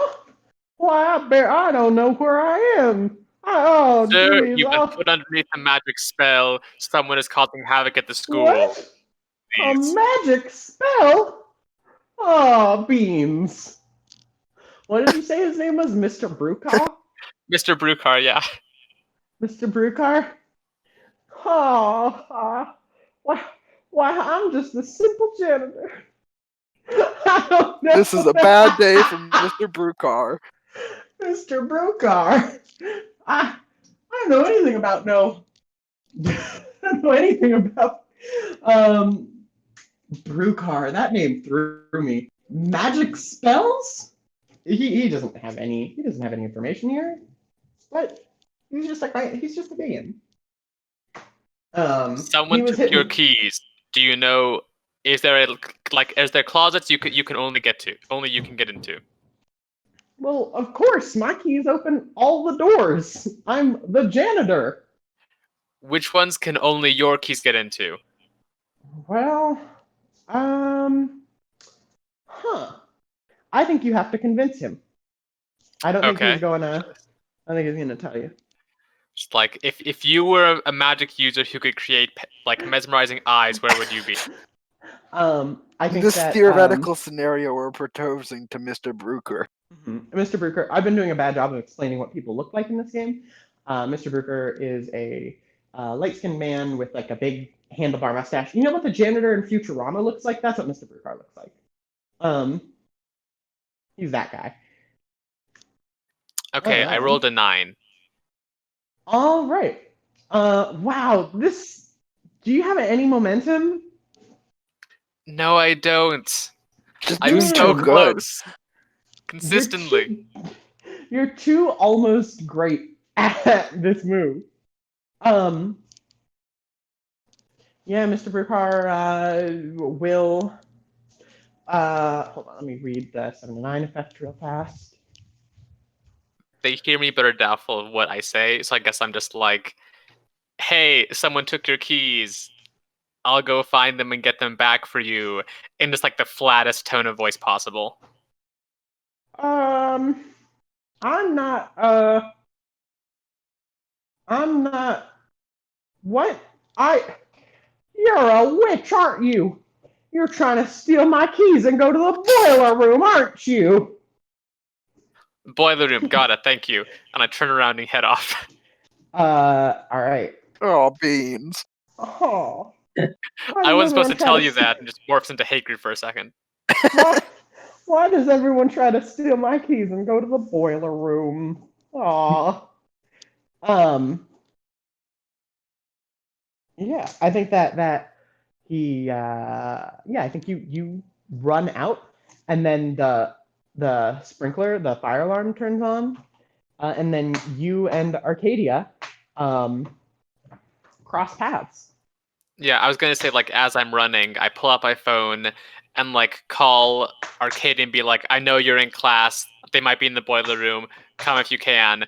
Hang up, try and call Maria, and I'm guessing I don't get anything. Yeah, actually, when you call Arcadia, Arcadia rounds the same corner as you. Both of you are in the same place now. I make contact and continue to talk on my phone. Yeah. Okay. I think Arcadia is like that's weird, right? That's weird, right?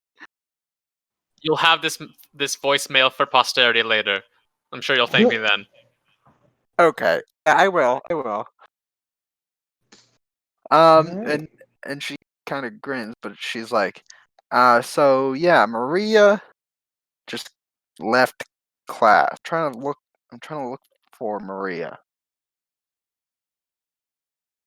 Maria's not responding. Hopefully you can find her later. Apparently the culprit might be in the boiler room. Boiler room.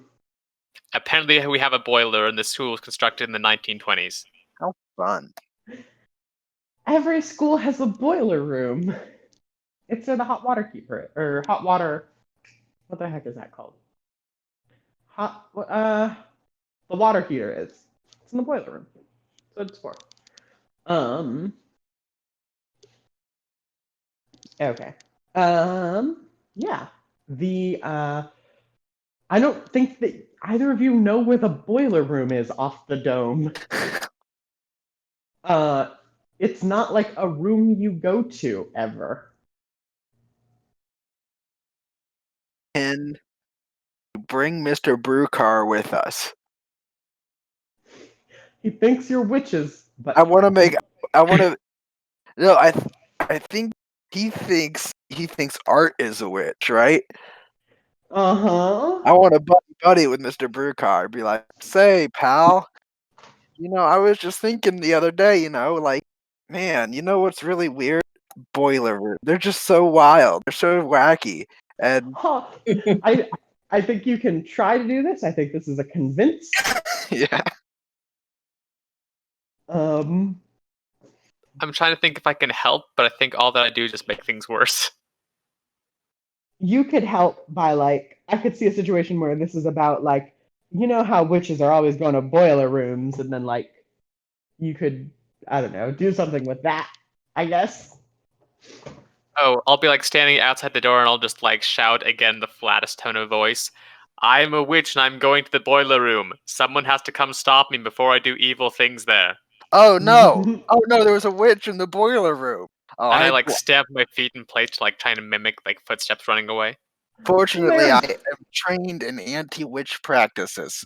So if you could just guide me to the boiler room real quick, I will take care of it for you. Give me a convince. Could I roll to help first, or gravity of bonds? Yes, you can roll gravity of bonds preemptively. That is a 4, thereby a failure. Oof. Lovely.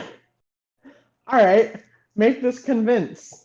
All right. Do I get a minus because, or do I? No, but a different bad consequence is going to happen. Gotcha. Red shows up again.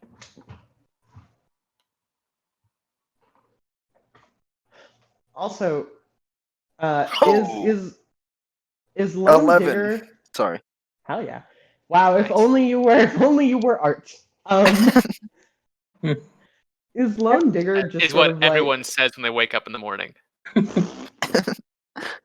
does Lone Digger look like What If Rorschach, but from Watchmen, but instead of the like weird Rorschach test face, it was just a person's face that constantly changes? It was more like what's that?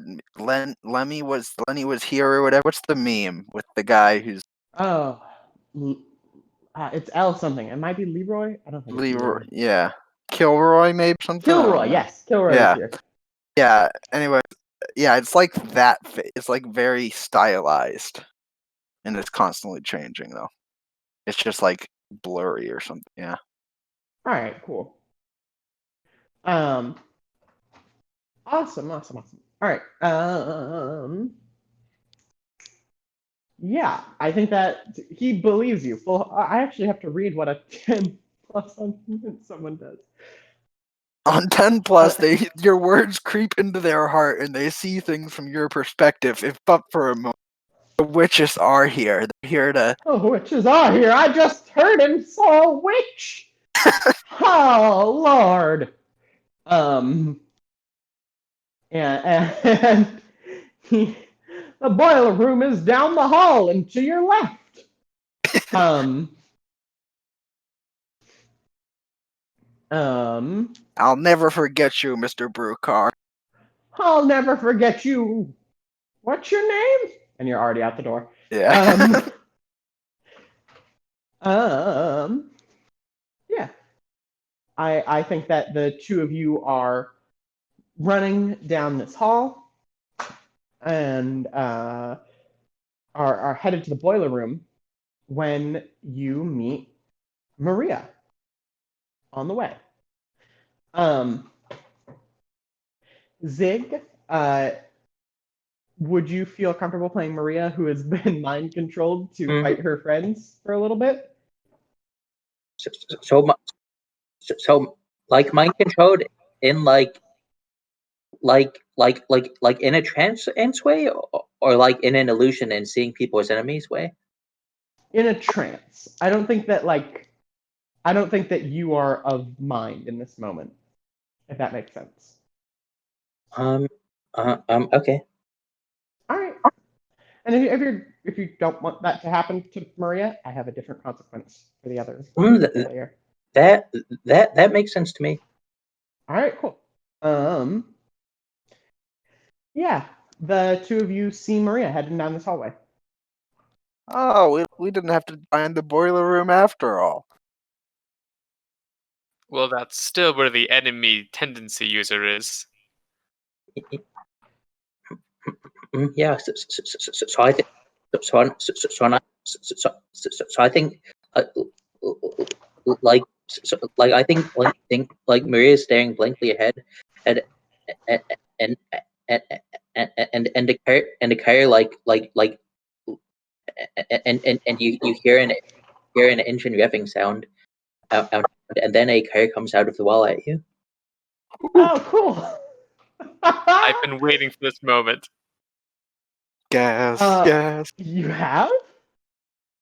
Yes, to be fair, yes. Maria, could you give me a roll? Could you give me a I think that this is a flurry of blows. Well, when you move to engage in melee with a threat, you're in melee range of them physically, even though your attack isn't. Does that make sense? I think that makes sense. All right. Plus, you have high power, don't you?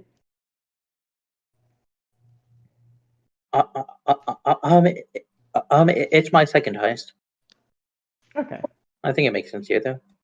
Yeah. So that's an 8. Mm-hmm. All right, on a 7 to 9. Sorry. On a 7 to 9, choose one of the below in addition to dealing your damage. How much damage does gas do? 3. Okay. Oh, only 3? Oh, 3 is more than Oh no, that's because of the. That must be a bellicose thing, I think.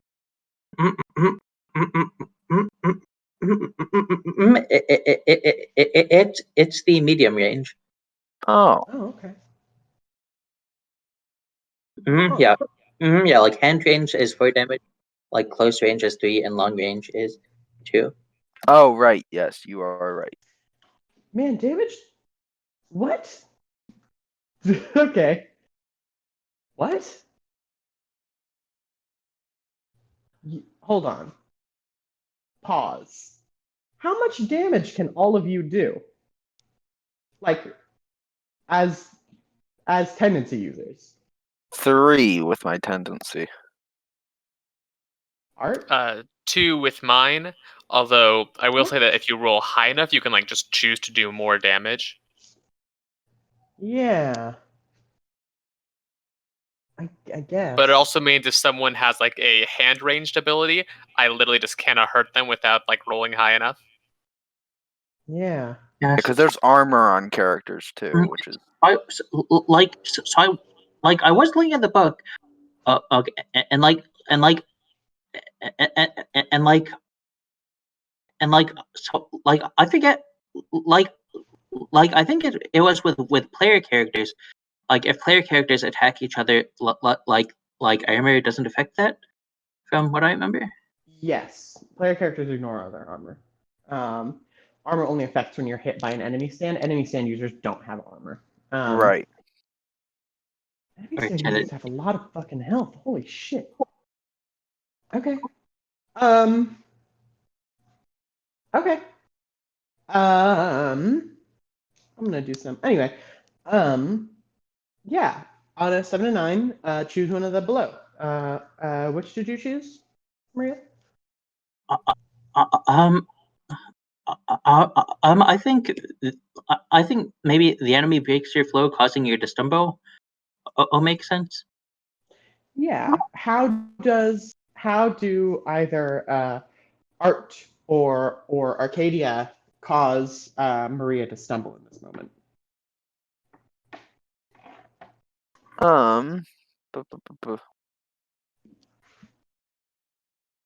Hold on just one second. Let me look at my. I think Arcadia is hit with an attack, but at the same time has used Lone Digger to kind of try to attempt to trip up Maria, All right. like sticking her foot into the floor and pulling. Yeah. Cool. Totally. Both of you take how much damage? 4? 3, I think, right? Yeah. Okay. I don't think that Maria takes this damage because I think the thing is just the enemy breaks your flow, causing you to stumble right now. Totally. I meant the two of you, Art and Arcadia, take Right. Maria's. And Maria does Got 4. Or does Maria do 3? 3. Okay, so both of you take 3 damage. Can I use? Okay, well you can roll taking blows to reduce damage, right? Oh, you can? Yeah, Let me- but I have a move called Cartoon Logic, which says you may roll taking blows with Glamour instead of durability. If you do so on a 7 to 9, your antics endanger something important. On a 10 plus, comedy will aid you per. All right. Yeah, so both of you should roll taking blows. This is the first time combat has come up, so I'm a bit I haven't, Yeah. haven't done this yet. To be fair, Um, taking since armor doesn't apply normally here anyways, it probably doesn't hurt to roll it in either case. Yeah. Yeah, I suppose so. It is usually optional, but where it is armor doesn't apply here is probably best choice. Hmm. Hoo-hoo! I'm rolling those crits hot today. What'd you get? 12. Hey, I got Awesome. momentum. Hey! That'll come in handy next time I have to try and convince somebody.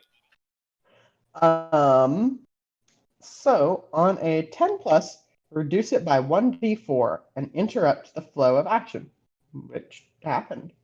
Thank God for that one. On a 6 minus, you cannot reduce it, and armor still does not apply. So Art, you just take that 4 damage to the face. I just get hit by a car. Yeah, you just got hit by a car. Are we sure it can only do 4? It's a car. It's a whole car. Yeah, but we're talking about Jojo here, right? Yeah. Yeah. They had to crush Dio with a steamroller or something, didn't they?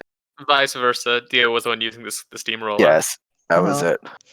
We're talking about Bobo's outrageous excursions, by the way. Bobo's Strange Journeys. Bobo's Strange Journeys.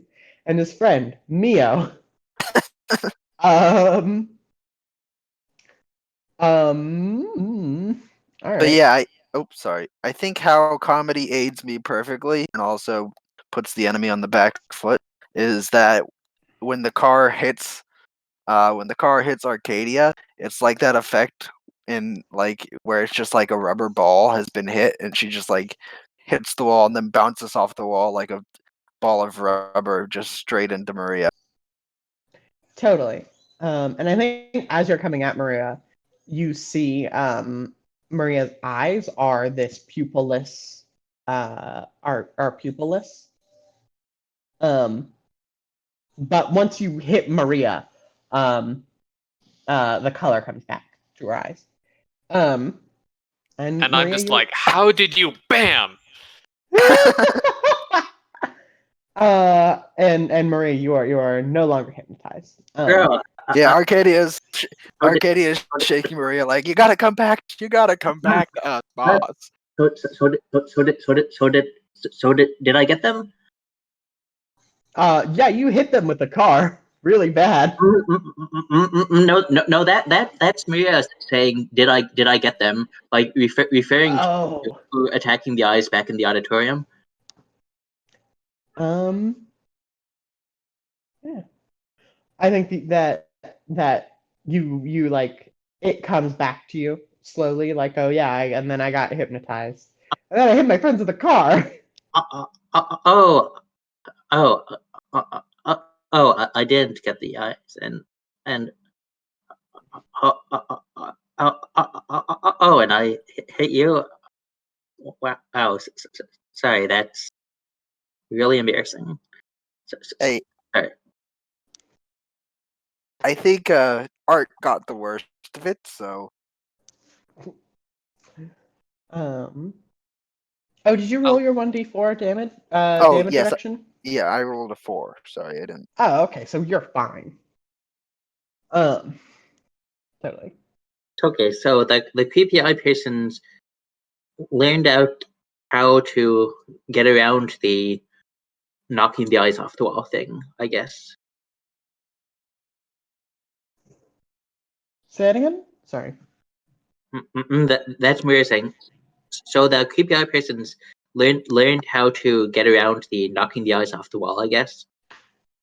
Oh, what happened in there? Yes. So the eyes were following. So I lured them to a place with a flat surface. And and there were a lot of eyes. It looked like I got some of them. Then the other ones got me, I guess. Was it? Was it that Salt kid?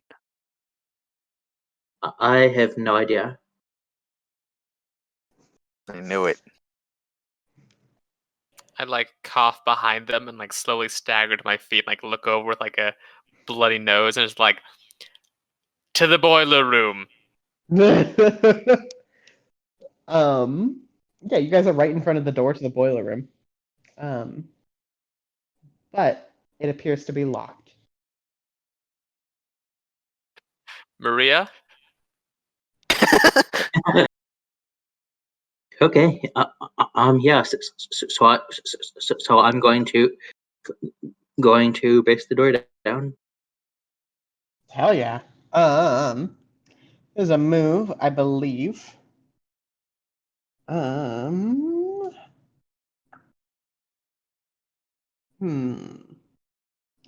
I think that this is a to go beyond, which is when you engage in a dangerous activity that is not represented by the other moves. Look here. The GM will determine a stat that applies to your action, and you can roll for it. I think that this is power. On a 10 plus, you succeed at your action. Nothing lost. On a 7 and 9, you'll succeed at the action, but the GM will get to make a move. On a 6 below, you fail the action utterly. Here we go. Car time. Car time. Gas, That's gas, a gas, 9. gas. That's a 9. All right. On a 7 to 9, you can choose to do the above, but the GM will tell you the consequences. That makes sense. We're not being subtle about. Yeah. Okay. Hang on, give me one moment. Oh, okay. Sorry. There was a knock at our door, and I was like, "Who's there?" But it's just a package. Okay. Sorry. So say what you were say that again, Zig. So, like I said, having a consequence makes sense. We're not being subtle about our approach. Mm-hmm. Yeah, it smashes through the wall. And you hear a shriek. You hear someone shriek inside the boiler room, and scurry, and you hear like someone running around down there. What do you do? I think Arcadia does the exact same that Art did and says, "To the boiler room," and puts her hand in the air and just starts running down the stairs. Hell yeah. I would like to quickly do the phone teleportation thing, take a picture, make sure we're not running into a room full of eyes. Nope, no eyes in here. To the boiler room. Yeah, to the boiler room. All right. It is dark, and it is like full of steam. And you're not quite sure what you're looking at.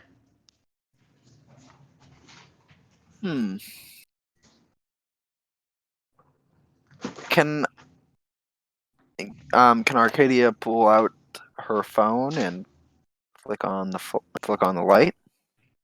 Yeah, for sure. I think that like turning on your phone and flicking on the light and stuff, I think that is all part of a here's the plan. Mm-hmm. Figuring out what's going on here. Yep. Getting the lay of the land, as they say. I would like to try and help by doing something similar. Sure. Unfortunately, that's Never mind. I take it back. that's a I don't want help anymore. 2 1s. Okay. All right. Huh. I'm debating on which trigger I get to pull here. I did say I was going to help, but I think it's going to be interesting. Can I still make the roll? Sure. Let's do this. Also, Arcadia, do you have any momentum? That's I do another not. failure. Oh, I get to take a momentum. Yes. Wait, did you also fail? Yep, I rolled a 6. Wow! Excellent work, everybody. We're gonna have to move to Torio next time. is this role play. All right. So here's what happens. The two of you are looking around, and you find Salt wearing their outfit. And I don't know what you're about to do to Salt. You might bully him and punch him because he's easily bullyable. But and I'm only doing this so suddenly because of two failures. You hear a rumbling as a football player, Salt's older cousin, Pepper, Yes. tackles the both of you The The time has payoff. come. and tackles you to the ground. Pepper is huge. Pepper is like probably the biggest person at your school. He is like anime. He's anime huge. He would be 8 feet tall if not for the fact that people don't get that big. This is anime. That can't stop us. Exactly. And Pepper smashes both of you through this wall. Do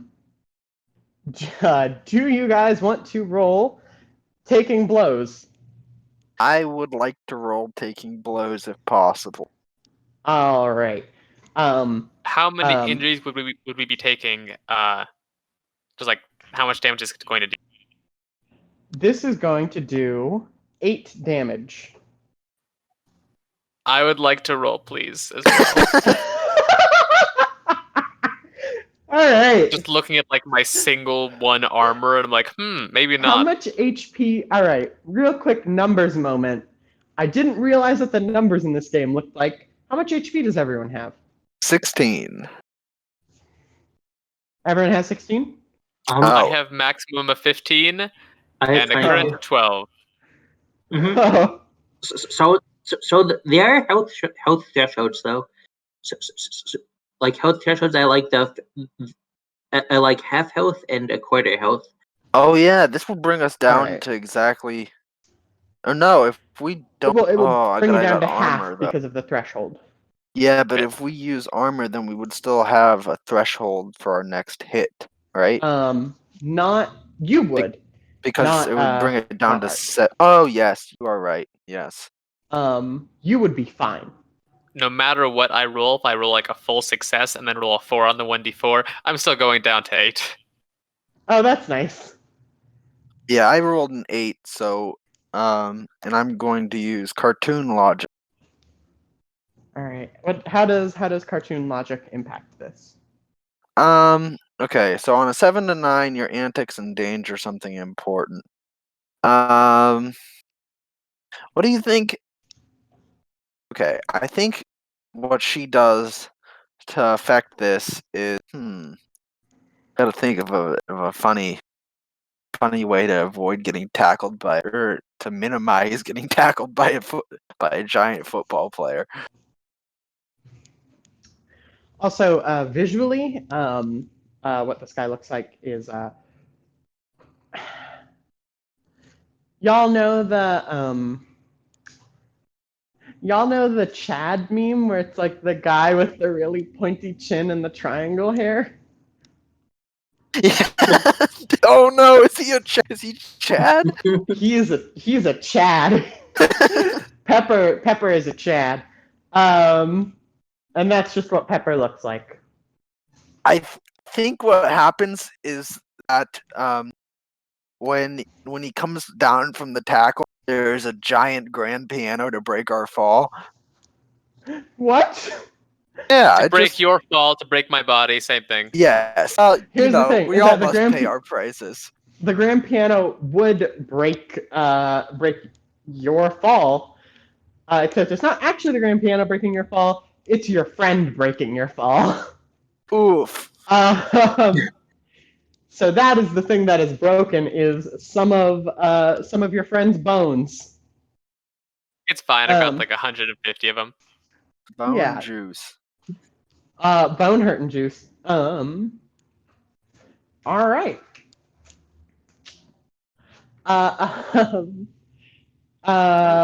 Maria, what are you doing? So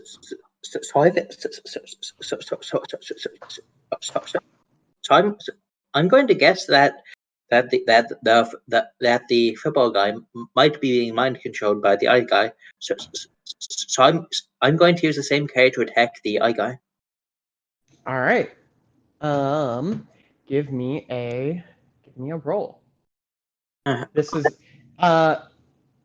I could see this. I think this is flurry of blows. I think you're close enough. To roll flurry of blows, unless you would rather roll Take him. battle tendency. I think I'll go flurry of blows. All right.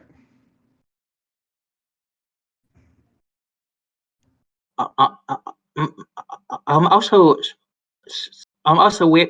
we're definitely in the confrontation now, right? Oh yeah, this is a confrontation. Okay, yeah. So I start confrontations with 2 momentum from one of the abilities I have. Oh hell yeah. So that's an 8 on the die.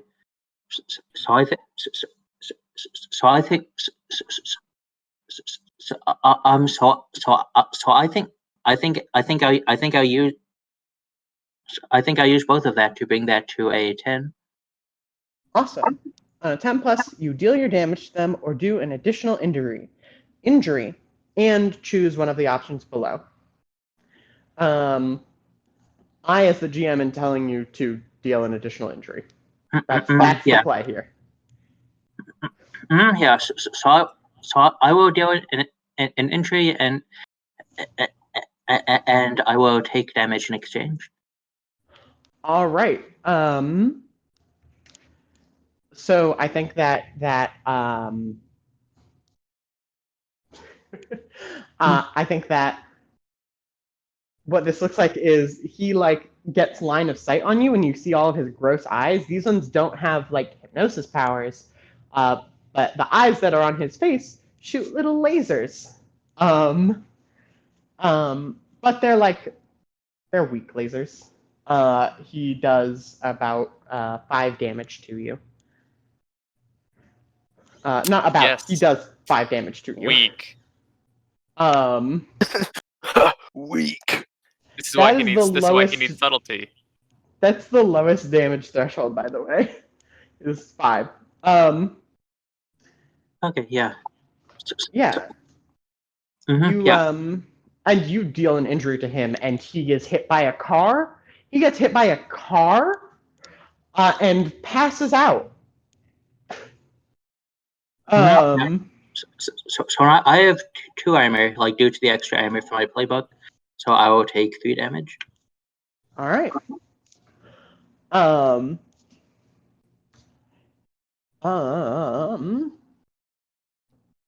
Yeah. His tendency. We get a splash screen. Salt tendency. No-eyed man. Taken out. And then It plays a from the little other- wasted sound effect. wasted. Like you died, Dark Souls spirit. What if every time you fell asleep that you died from Dark Souls appeared? Oh God. All right. Salt is taken out, and because he was small and waif-like. But Pepper, we see Pepper in the other room, like, bruh, bruh, and Pepper's huge arms, like, bruh, did you just take out my bruh? Standing Your up from cousin, actually. bruh. Yeah. That is not cool. And we get another splash screen of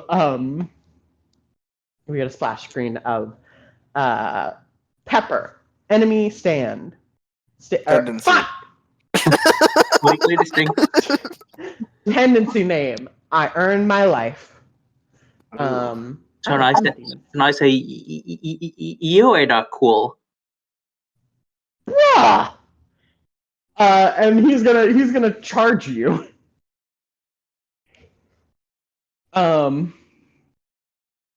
He's going to tackle you. For talking shit. What do you do? I'd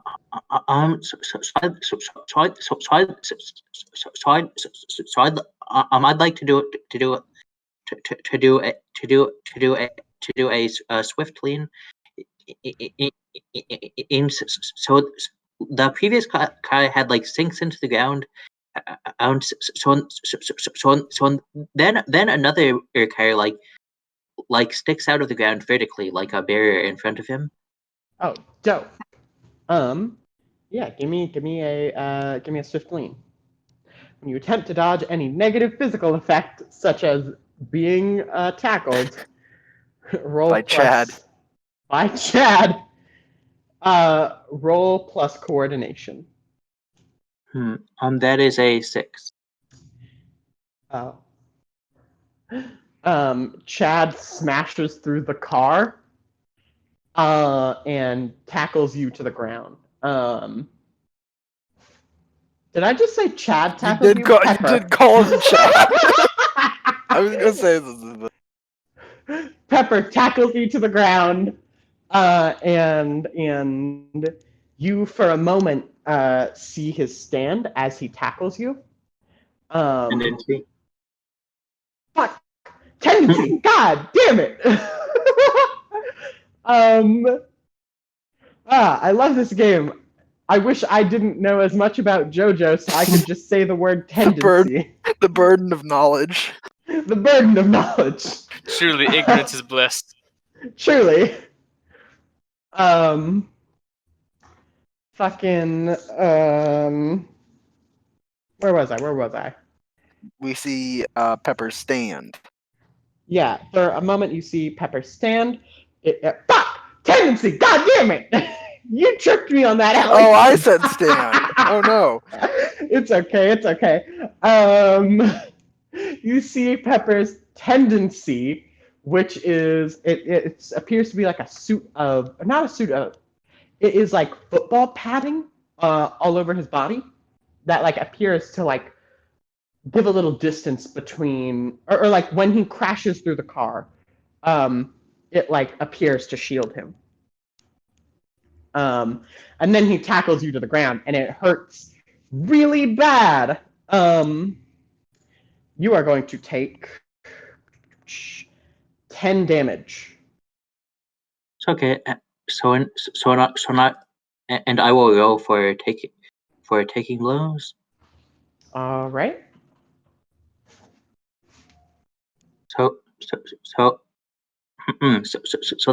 That's a 5.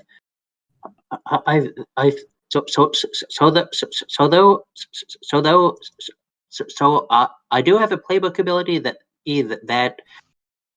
when I roll 6 or less on taking blows. Then I take plus durability, which is +2 to mine the next time I deal damage. Oh, dope. All right. Yeah, also this hurts really bad. He's big. He's way bigger than all of you. Art, you haven't done a lot in a minute. What do you do? Looking at my 3 momentum I've got stored up, I'm going to try and take a risk. I'm going to like stumble to my feet, like holding my side, and just be like, why would you decide to spend your power on something like this? You have this something that could be used for more than just beating up people who KO'd your bro. There's more in this city and in this world that you could be doing. Why would you settle for something this low? And I'm going to try and convince someone. Huh. Let me see if you can actually do that in a fight. Because as cool as that is, we still have an hour and a half left.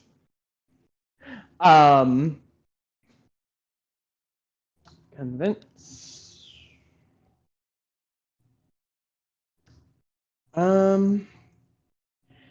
I think if your glamour was limitless, So it does say on the succeed condition that it is like if only for a moment. Yeah, So it could just be limited in how much like for sure. way. But because of art's ability, it isn't only for a moment. They become completely enamored with art. Ah, you caught on. Yeah, that's the other part of it. Is like, as cool as it would be, I just don't think it makes. Huh.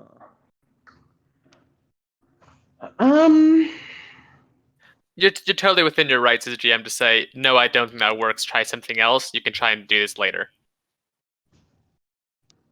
Yeah, I think it is. I think it is a later situation. I think he's like, he's too Chad's in the moment. juiced up. He's too juiced up right now. He's too juiced up right now, to just sort of be swayed with words. He literally says, "No, man, too juiced up to be swayed with words. I must be defeated with your hands." No, he doesn't say that. He does not say that. For the record, I did look at the move from the egotistical, and it does say that like that like if you get a 10 plus, like they become obsessed with you, but that's not necessarily positive. Oh, Ooh. So that is another option you can. Hey, why don't you give me that roll? Okay. I feel like it's just like this thing from The Simpsons, like the haha, I'm in danger. But sure. Hold on.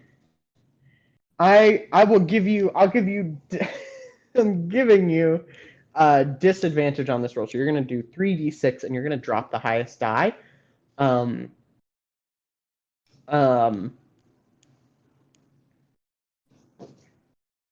that does that make sense? Yeah, it makes sense. In that case, I would like to try and do a dramatic move where I stick my hand out in like this dramatic thing of like, take my hand, accept this opportunity I'm giving to you, which if you allow will give me a +1 to this roll. Fuck it, go for it. He just does a Jojo pose as well, just tossing that in there. It's that thing where they're both walking each other intimidatingly.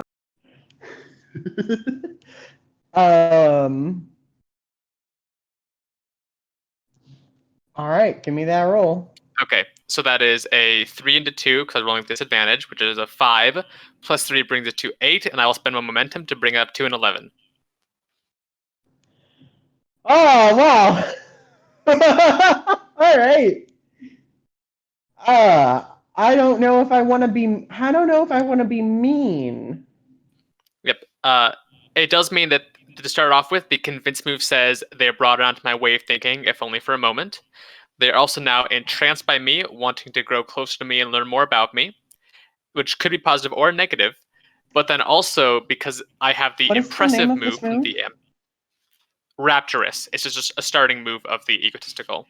But because I took the impressive move from the ambitious playbook, whenever I roll a 10 plus during battle, I can choose one teammate, and they can decide to either gain 1 momentum or gain 2 health.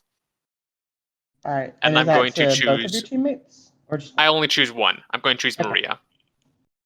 Okay, so that brings me up to 13. 13 health. You're taking the 2 HP.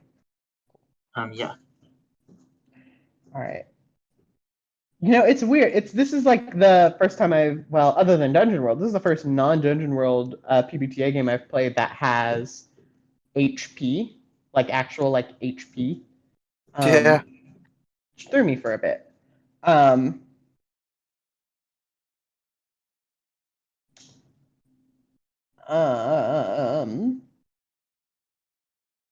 Where were we? We were at my words peeping into their heart. Okay. I don't know how mean I want to be.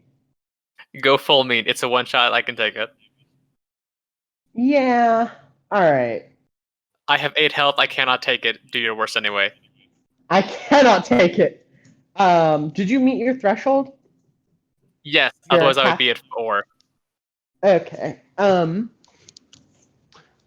I think that he like stops for a second. He like stands up off from Maria, and he's like, "Huh?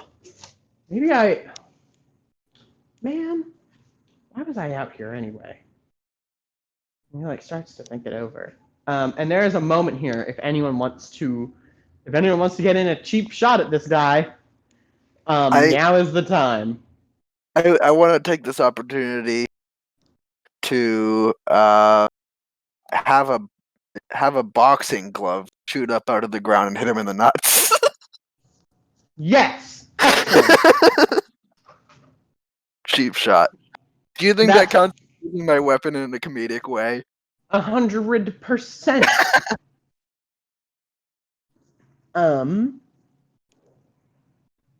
Yeah. A lone digger activates and just like this little box comes out of the ground and it lays over its side, and then a boxing glove comes up and hits him right in the jewels. This to me sounds like a take aim. Yes. When you use something in order to cause injury or simply hit a faraway target, roll plus coordination. Are you sure it wouldn't be battle tendency When you use your under confrontation? I think that as much Because I don't know if it's well, I don't know. I mean, it's your call. I think it's I'm operating under the like the masks unleash your powers rule, where like if it falls into a different move, because like battle tendency feels to me like a catch-all. Like if you weren't taking aim That is or not. Yeah. Okay. doing a flurry of blows, then it would be a battle tendency. My thinking is like if it's directly dealing damage, that's probably take aim or flurry of blows. If it's modifying sure. something else, trying to give you an advantage, that's probably more of battle tendency. Mm-hmm. Okay. So I think that this Yeah, I is will take aim. Which is plus coordination.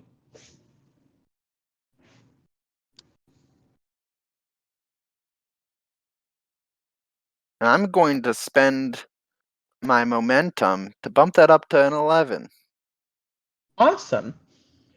On a 10 plus, you successfully hit them, rolling your damage. Wait, rolling your damage?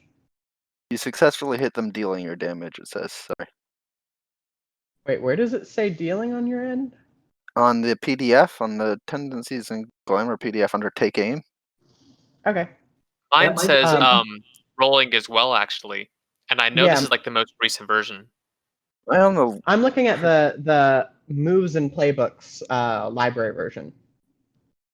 Oh, I'm looking at the PDF of the rules. Yeah. I guess there's a little discrepancy there. As far as Yeah. I know, there is no rolling for damage in the rules. It's just the flat number. So I think we probably just go with just dealing damage. For sure. I was so confused. Thank you for that clarification. And then also, if you are moving to harm them, you choose one of the options to below to deal an additional injury. All right. Yeah. And I think the obvious one here is that hitting him in the nuts causes the enemy to focus on you moving into attack. Okay.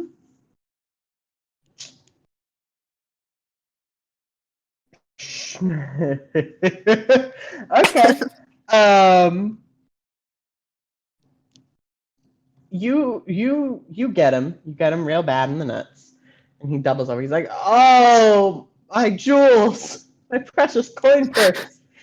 Like, no, we were in the middle of a moment. It was going to be a heel face turn. It was the opportunity was so good. You can't blame me for that one. And he turns around and he points at Art, who I imagine Arcadia, you're slightly behind Art. He points at Art and said, "You took this opportunity where I was having a moment where I was questioning my confidence in my little cousin, my bro, to damage the crown jewels. I'm sorry. I wanted you to have better ambition than life. You could be a dock worker or something. And I don't know what your ability does. I don't know what you could use it for just yet. Sorry. And oh wait, hold on. I forgot how his stand worked. Give me a moment. How much damage do you do? I dealt 4 damage. Tendency. You dealt 4 damage? Hold on, I have to look up how enemy harm works real fast. Because enemy harm looks way different from you guys. Your harm. Enemy creation. Blah, blah, blah.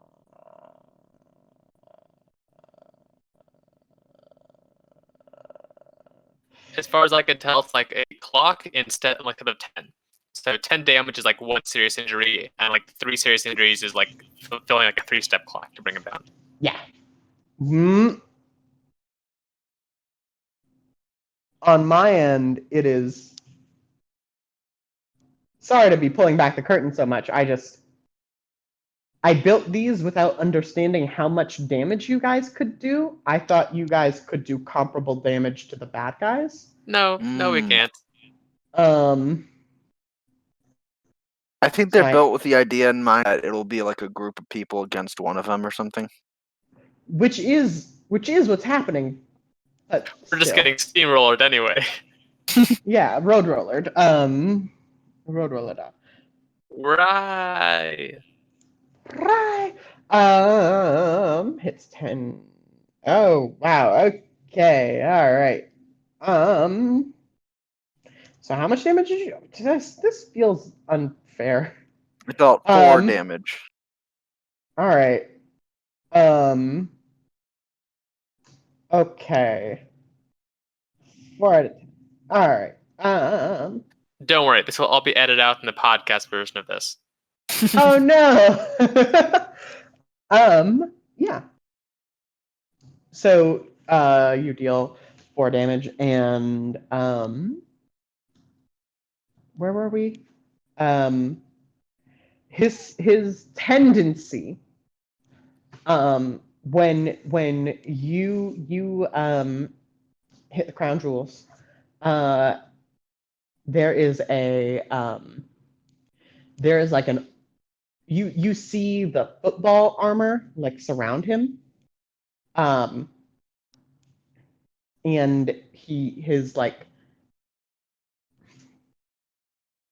the piece of protection of gear on his back spikes up, and he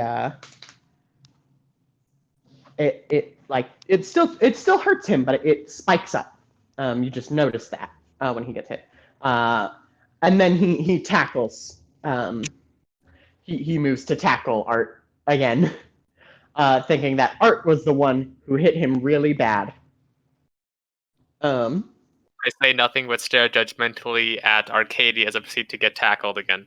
Arcadia does the little I'm a little stinker face basically. Ain't I a stinker? You can you have a moment here. You could swiftly lean if you wanted to. I would like to swiftly lean. Lean swiftly. Go ahead. Give me a lean swiftly. All right, roll plus coordination. So that is a 10. Hey. Awesome. On a 10 plus 4 swift lean. You do it with style, gaining a momentum. Yeah.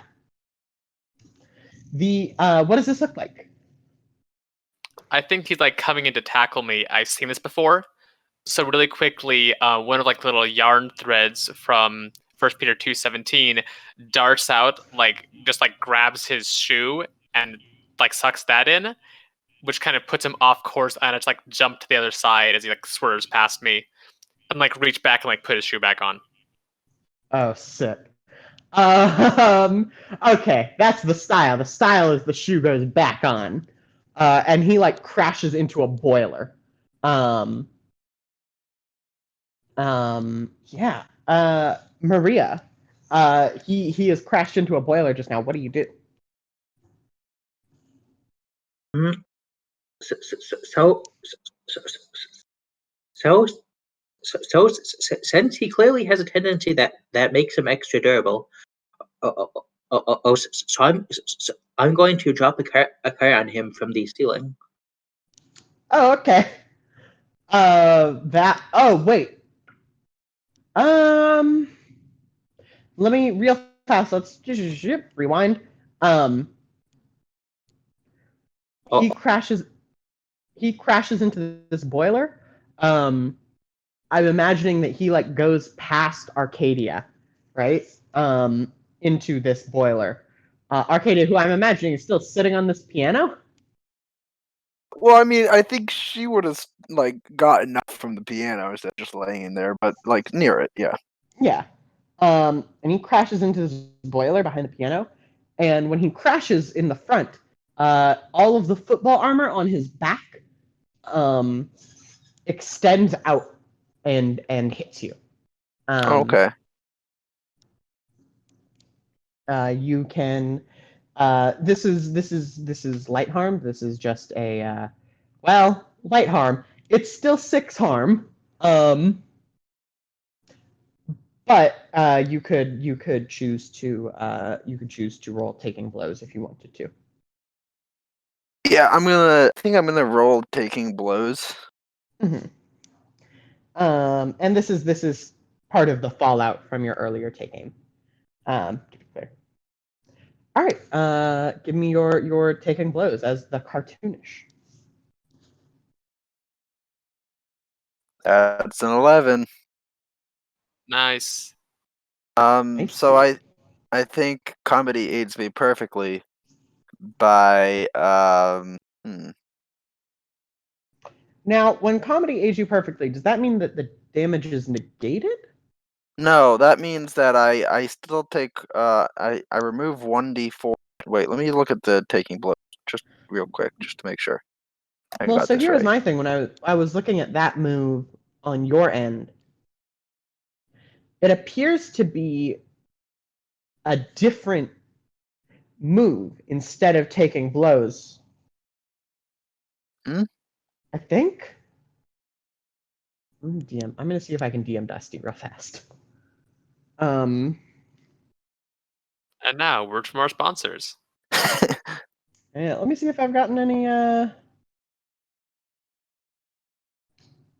have not gotten any donations, sadly. This comm has been brought to you by Dwarven Forge.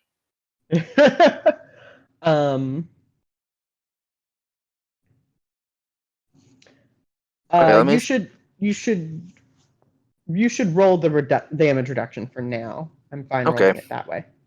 Sure.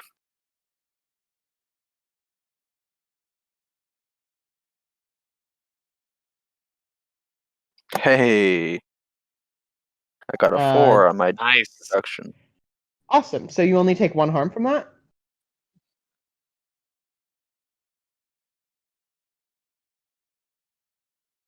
Allie? Yes, sorry. Yes. Okay, cool. It didn't. Sorry, it didn't carry through on my end.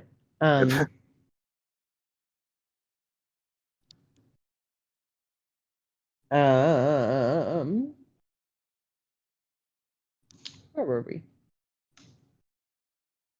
Yeah. So you get hit in the back with this ability. Yeah. So you were going to make a car fall, Maria, right? Yeah. All right. That's a roll. This is a roll. It makes sense for it to be take aim. Yeah, I could see this being take aim.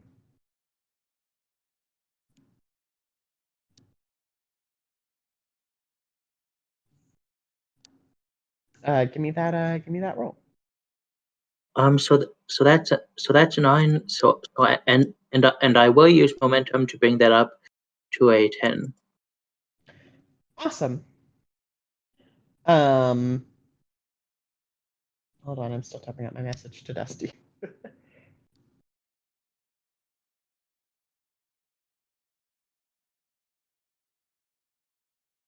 All right.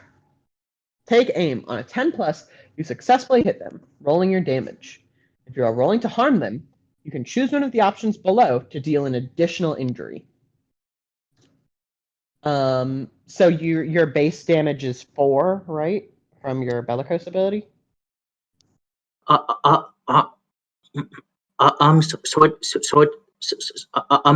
my base damage is 3, and then I get 2 more from my ability and having failed that previous roll. Awesome. Okay. And are you going to choose an extra point there? Sure. So I think I'll choose the ability. Something in the space near you has changed. Okay. Let me scroll up. I think the thing that changes here is that you drop a car on him. And when you do that, the so how much damage are you dealing in total with that one roll? That's 6 damage. All right. When you do that, his football plating, explodes outward, hitting every sort of hitting everything around him. You guys are able to duck for cover. I'm not going to make you take harm from this. And it hopes that there's a car in the way. Yeah. And it punctures a bunch of the boilers and stuff, and now the room is filled with steam.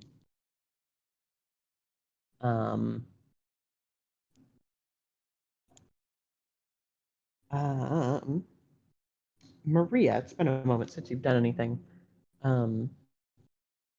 This room is. Oh, or were you talking to someone else? Did I say Maria? Yeah. I meant Arcadia. My bad.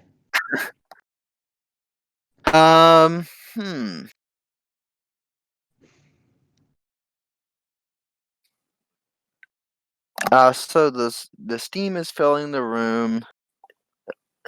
What was Pepper's reaction to getting hit by a car from the ceiling again? If you remind me, did we see it? He got hit by a car real bad, and honestly, it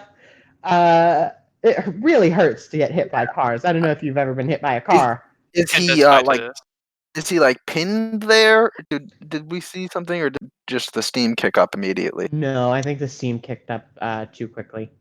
Yeah. Okay. For anything that happened to Pepper to be visible. Yeah, I think I'm looking over the move.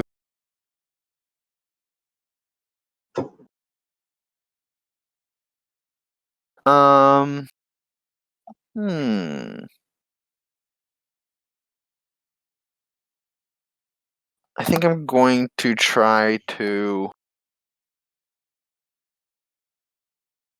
He had armor that kept growing on him. Maybe we can kind of use the steam to cook him inside of it a little bit. Hang on. Because the boiler, I assume, is very hot, right? Yeah, all the steam is warm. But also, I'm not a big fan of burning people, so I don't really want to focus on that part. Okay, that's fair. I would argue that would involve hurting yourselves as well if it dealt any damage to Pepper, as well as something that I'm not sure how you'd control or affect with a move to increase the steam or increase the effect that it has only upon Pepper. Yeah, I just don't know. I'm having trouble finding something to do right now. Give me a second, and I'll come up with something. Okay. I will shift the focus over. Oh, no, actually, sorry. All right, go ahead. No, if you got it, you got it. I think Arcadia's like, oh, so you're hiding in the steam now, huh? We're all just hiding in the steam, and she's Yes. trying to goad him into confrontation, showing his face. All right. Huh. This is a convince in that case. Yeah, I have the move for frustrating personality, which says when you goad an enemy into engaging you, roll plus glamour. On a 7 to Okay. 9, they'll do it focusing solely on you. On a 10 plus, their frustration with you blinds them and they fall into a trap you have. All right. I think it is that one then. Instead of convince. Hell yeah. All right. Give me that roll. Oof, that's a 6. Do you have any momentum? Well, Do I have any momentum? That's a good question. No. well, now you do. All right. This doesn't have a 6 set on it. Yeah, it goes bad. It goes really bad. uh, you hear like a snorting noise, like a bull snorting, and we get like the cut in of Pepper, getting into a oh gosh, what do you call like the football line of scrimmage stance that people take? The Oh, horse stance? Yeah. He is getting into the 3 horse point stance. or 3 point or something? 3 point. It's one of those. He's getting like this guy's a linebacker. He is getting ready to tackle you. And as soon as he like hears where you are, we just see his whole body tense up and then release as he charges at you. And you are just like not prepared for this because you didn't see where he was coming from. This is going to do 10 harm. 10 Okay. damage? Well, fortunately, I was at 1 above my cutoff, Sick. so I take 1 damage. Sick. All right, that's sick. If you roll the take the hits move, then you might be able to get another momentum out of it. Oh, yeah. Totally. Yeah, I'll go ahead and do that. Because damage is fake. Time isn't real. Time isn't real. Existence is a curse. All right. So what are you rolling? I'm rolling taking blows so that if I fail I get a momentum anyways. All right. Give me that. Oh, okay. roll. Well, I didn't fail, so What'd you get? A I'm curious. Get a 10. it's good for 10 plus, I mean. Yeah. Well, here's the thing: is that on a 10 plus, you interrupt the flow of their action, putting the enemy on their back foot. So what happens?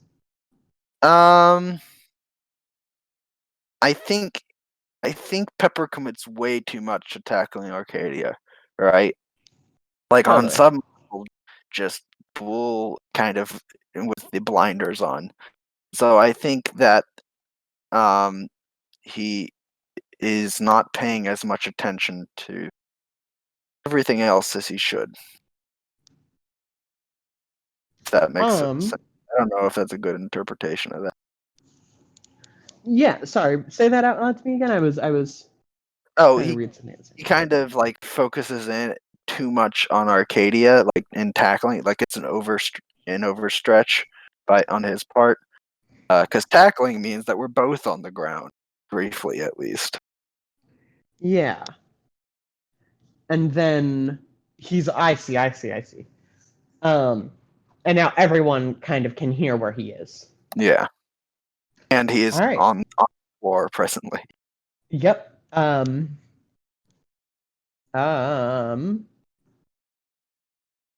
Either Art or Maria, do either of you take advantage of this on the flooredness? I would like to, yes. All right, go ahead. I would like to take advantage of Pepper being on the floor to leave this room full of steam, go grab Salt, and like pull him out of the boiler room because things are getting a bit dicey and he can't even protect himself where he's at right now. All right, you kind-hearted bastard. There's the close distance move, which says when you attempt to close distance between you and a threat, roll coordination, and then you can like say where you're at. Could I do don't- this thing basically, but like for retreating? Yeah, I don't think you need to roll for this, right? Like, Okay. this room is full of steam, and we know where the enemy is. He's not focused on you. Okay.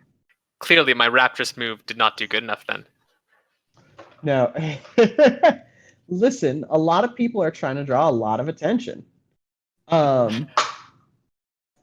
right. Give me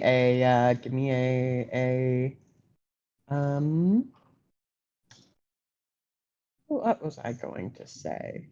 You did just say that it probably didn't require a move. Yes, I just said that this isn't. Sorry, I keep trying to. I'm trying to figure out whether or not Arcadia's cartoon logic move overrides taking blows. Because if it overrides taking blows, that means on a 10 plus Arcadia doesn't take damage, which feels like a big thing Yeah. to me.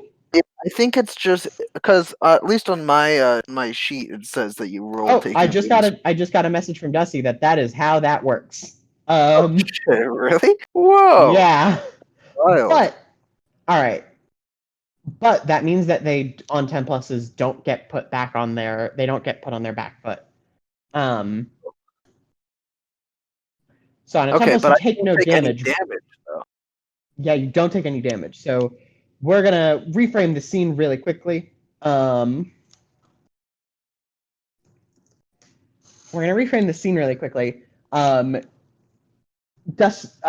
will tackle you. How do you entirely evade harm here? You know how you ever watched Who Framed Roger Rabbit? Of course, I've seen Who Framed Roger Rabbit. Yeah, like Awesome. the kind of cartoon thing where somebody squishes down and then like springs back up a little. Uh-huh. Yeah, she does that where it's just like sprawling and then like her whole body just like springs back. He whiffs completely. Hell yeah. You hear a distant "How did you even?" from Art who's like outside the room. And as You know. soon as you say that, we see Pepper's head turn. We see Pepper in the smoke outlined by their tendency, which means that they're like faintly orange, and so now this moves a little more dicey, because now Pepper knows where you are, and is not like being held up by Arcadia. So Art, if you still want to go and do that, you totally can. There will be a risk. You will have Yeah, to. I don't know that they've like zoomed in on my position and are gonna come and just beat the tar out of me. So I'm still like, okay, dangerous position. I'm gonna get this like unconscious person out of here. All right.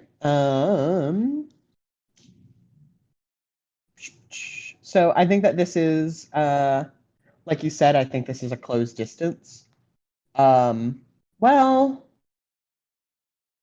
huh. Hold on. On a hit, you do so. Oh. That's strange.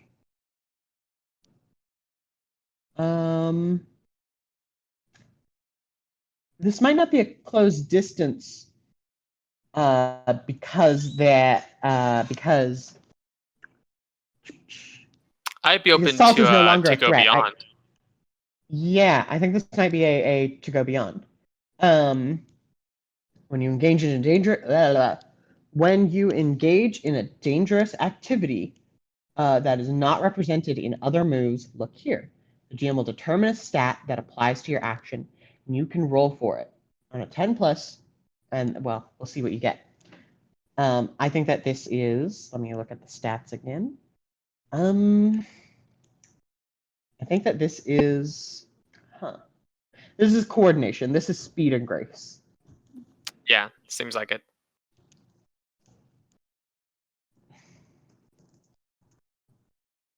Okay, that is a total of 7. So I think that's what I'm getting then. Awesome.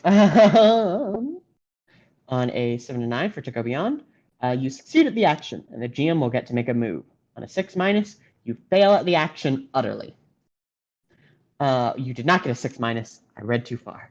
On a 7 to 9, you succeed at the action, and the GM will get to make a move. I think that you get up to Salt, who is unconscious. And because he's unconscious, he's not covered in eyes. He doesn't always look like that. You mean we don't have like a kid consistently covered in like 100 eyes in our class, and we're like, there's these weird eyes popping up. I wonder who this could be. Yeah. That would be so funny though. The enemy tendency user could be anyone. Anybody. Yeah. No. He's just has his eyes closed. And you get up here. The janitor, our good friend, what was his name? It was D something. Mr. Brewcar. Mr. Brewcar is up there, and he is shouting at you. You're like, "Hey, witch! Let that kid go!" And is making a ruckus, which will make it. There is collateral damage in the scene now. If Mr. Brewcar gets hit, he's an old man. He might die. Or like he might alert Pepper to your location. That's the sort of risk you're in right now. But Maria, what do you do? Right now? You can sort of see. Actually, I don't think you can see where Pepper is. You know he's in here. You know that he is running around hitting people, but you cannot see him.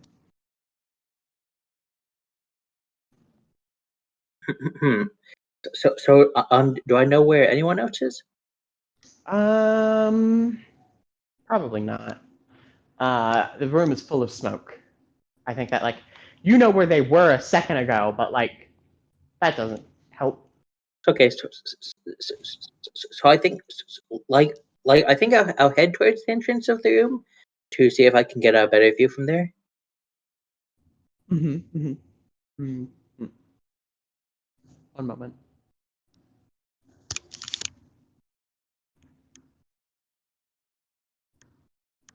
Sorry, I took a sip of water at a bad time. Where were we? Yeah. I think that here's the thing, is that in doing that, you will cross paths with Pepper. You can totally try though. Yeah. So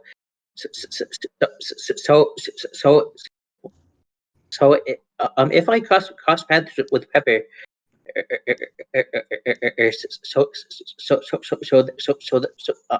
then I'm going to attack him directly. With a convertible that comes out of the ground under me, so that I am driving it at him. Yo, sick. All right. I think we get the shot of you wandering through the fog, not the fog, the steam, and you touch something, and the camera zooms out a bit, and it's Pepper, and we have the Jojo like, oh my god, what do you call those where it's like the words in the air? Onomatopoeia? Yeah. Well, no, because an onomatopoeia is a word like oink, where it sounds like like splash, not splash art. What's it called? Yeah, I know what you mean though. Art. The thing where it says menacing? Yes, the thing where it says menacing. And it actually says menacing. But before anything bad happens, I think we even see Pepper pulling back a punch, but suddenly you're in a convertible burning rubber. This is 100% a flurry of blows. Mm-hmm. Yep.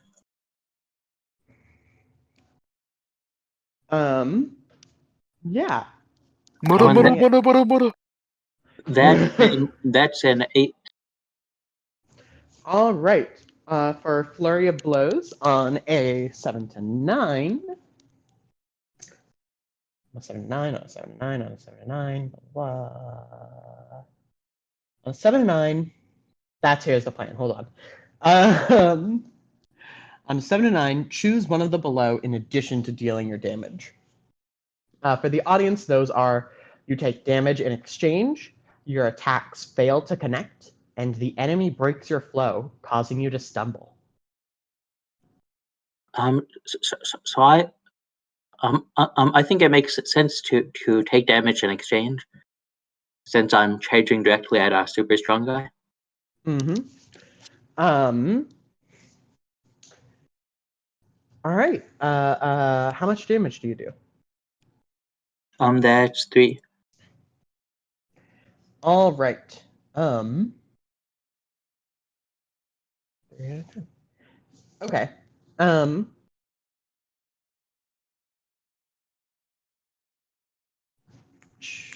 That's what I thought. So what is that? How does he hurt you? Is it like, oh, I know how this works. You ram him with a car, and it like he lunges at you. It's a convertible, right? So he lunges at you and smashes through the mirror, which hurts him a considerable amount. But he like grabs you and now like and like punches you before like getting flung off.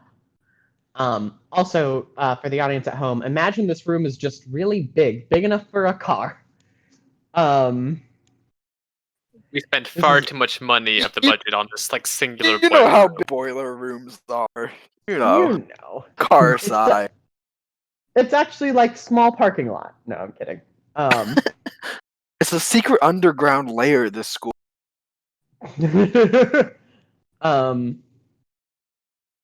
All right, give me a.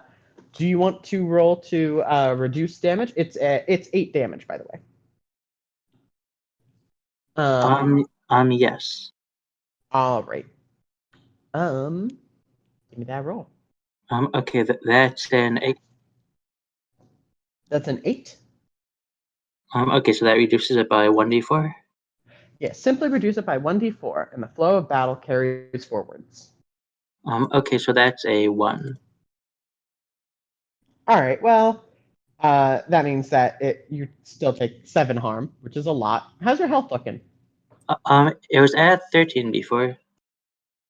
So 13 minus 7, you're at your threshold, aren't you? Yeah. All right. So you're at 8. Okay. Go ahead. Does the threshold round up or down? Rounds up. Okay. Yeah. Yeah. Okay, so I'm at 6 health then. You're at 6. Wait, what's your total health is 13? My total health is 22. So that's my second threshold that I'm at. Oh, wait. You do it at half and a quarter. I see. No, then you're at 11. Because you would have hit your half threshold. So, like, I hit that before and then got healed some. Yeah, you hit it again. I believe. I don't think so. Like, I did check that, and it's like the first time each. It's the first time each fight you hit that amount. Oof. All right. Well, damn. Okay. Then you're at 6. Which means any amount of damage will hurt. You still have your Um, death defies, though, right? Yeah. Right. All right. Speaking of, not speaking of Death Defy. Um, No, I think it's relevant. yeah, it's not relevant. Um, Arcadia. Sorry, every time I want to say Arcadia, I want to say Artorias. In my Fair. head, I'm like, We yes, got an art in Artorias. this game, so Mhm, it was mhm. truly just poor coincidence. But It's what was fine.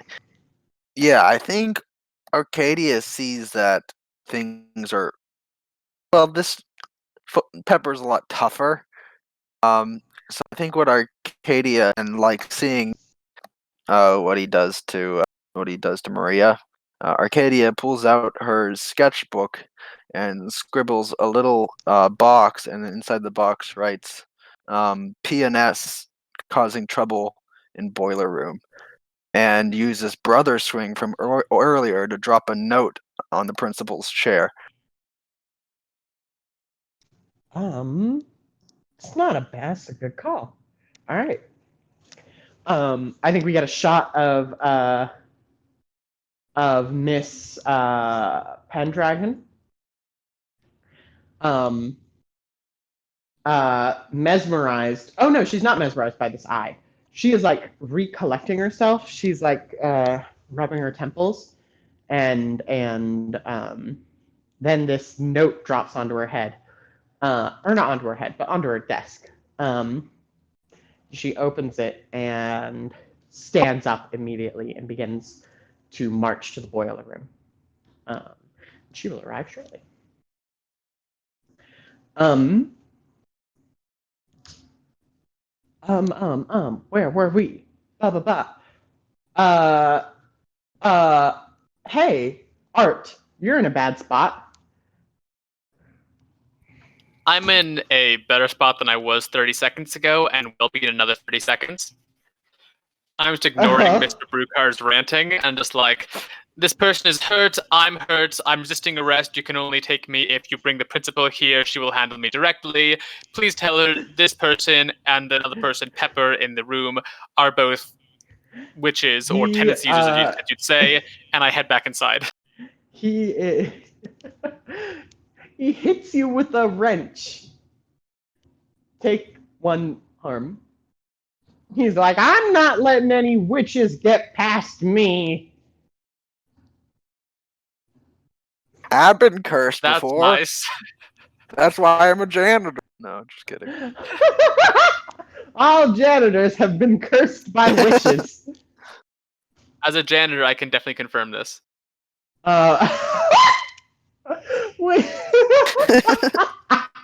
It turns out Alright. the real witch was capitalism all along.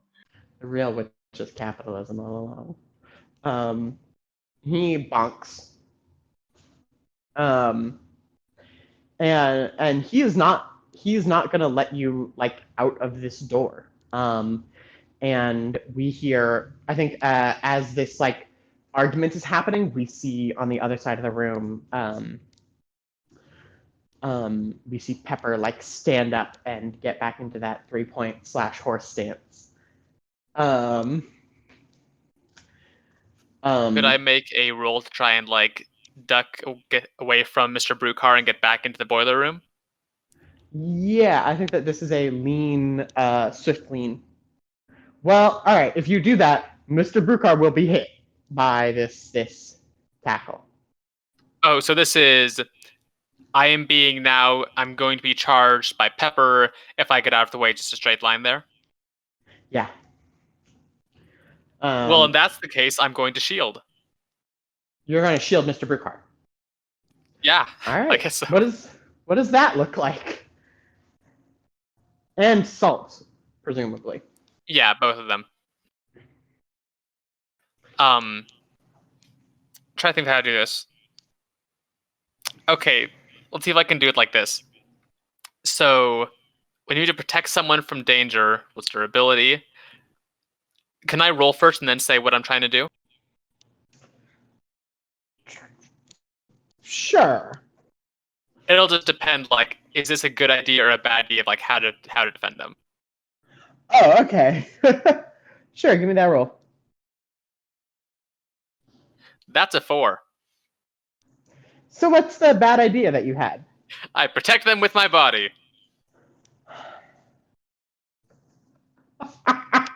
How much health do you have? Enough. Okay. Take 10 harm as you are just slammed into by this gigantic man. But luckily, your 2 wards are perfectly safe. Thank goodness. And you got out of the boiler room as you are tackled out of the boiler room. And into a wall, presumably. Not presumably. And through that into wall, a wall. and through the next one, and through the next one. I probably stopped somewhere like 4 classrooms down. I think it's just that one wall. I think I just for ease, for simplicity, it's just that one wall that you get slammed into, but not through. But there's definitely an anime dent in the wall. Cool. Sounds good. Maria, you just saw him bolt out of this room. What do you do?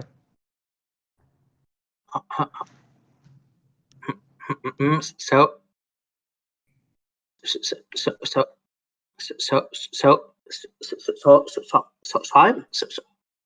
I'm still in the room and can't really see outside.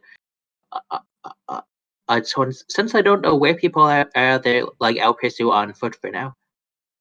All right. And what are you doing, Arcadia? Are you doing much of the same?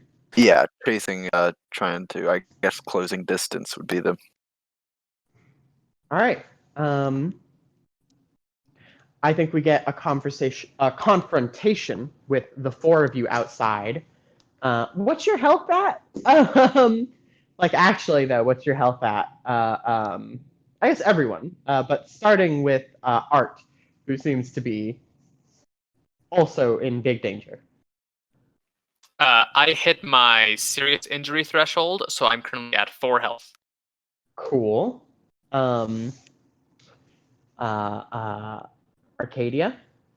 I'm at 9 health, and I have yet to hit a threshold. So You have yet to hit any of your thresholds? yeah, Wow. Damn.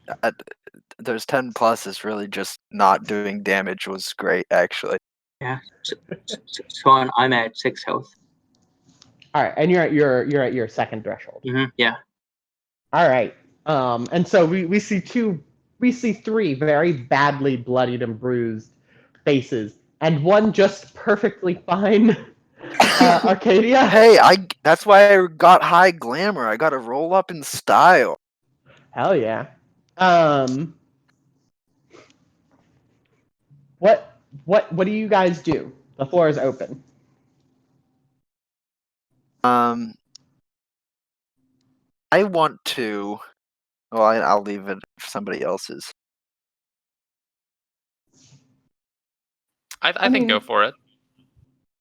Yeah, I just want to have like I want to have like a put a draw a bomb on my paper and see if I could just slip a little bomb onto the kind of reaches down, almost kind of mimics the 3-point stance of Pepper, touches the floor, and over near between the Salt and Pepper, they're over there, right? So is Art. So is Art. Yes, you were right.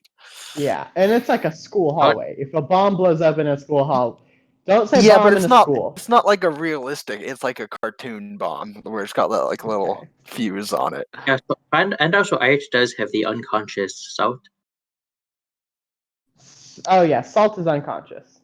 Oh, okay. Well, then in that case, we should just go for the big guy, huh? Yeah. I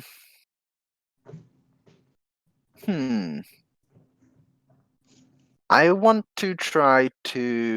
I want to try to trip him up. He looks pretty top heavy. Maybe I can keep. If I can get him on his back, he'll be kind of stuck there for a bit. So we're gonna do that. Gonna draw a little. It's like a what do they use to pull people off the stage at the end of a show? Shepherd's Crook. Yeah, it's like one of those. Just catch his foot with it. All right. Give me a. This is a not an intimidate. This is a battle tendency. Also, shout Okay, out to the rad. move names in this book.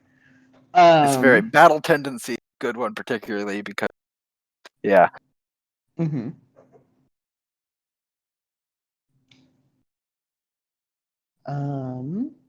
That's a 7. All right. On a 7 to 9, choose one. The enemy is forced into a disadvantage. Your attack harms the enemy, or the enemy has no opportunity to retaliate. The enemy has no opportunity to return to try to get him on his back. I think that's probably the one that makes the most sense. Yeah. All right.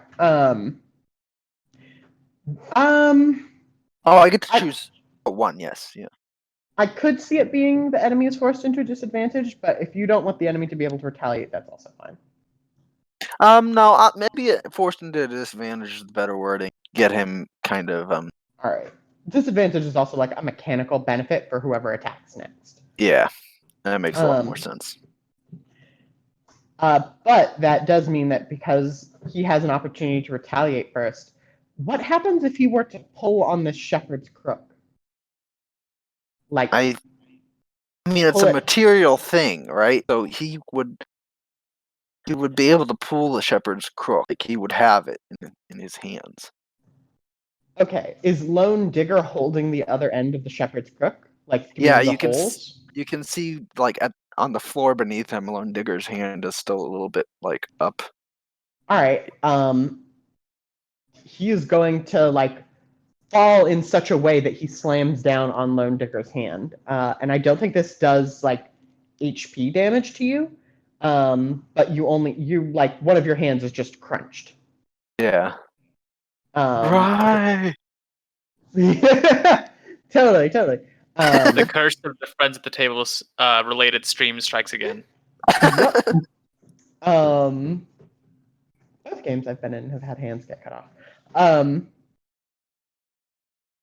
Yeah. All right. But he's at disadvantage, so if anyone takes advantage of that, they will roll 3d6. Art or Maria, what do you do? I have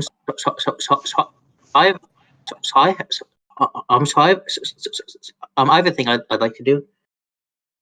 So I think like as he gets pulled to the ground, I'd like to attack him from out of the ground. Yeah. So I'm going to have like a lawn car, like a limousine, just like spear directly out of the ground at him. Up into the ceiling? Yeah. Give me a I think that this is a flurry of blows. Okay, when you move to engage in melee with a threat, roll plus power. Yeah, and that's with advantage? Yep, so you're rolling 3d6 and dropping the lowest.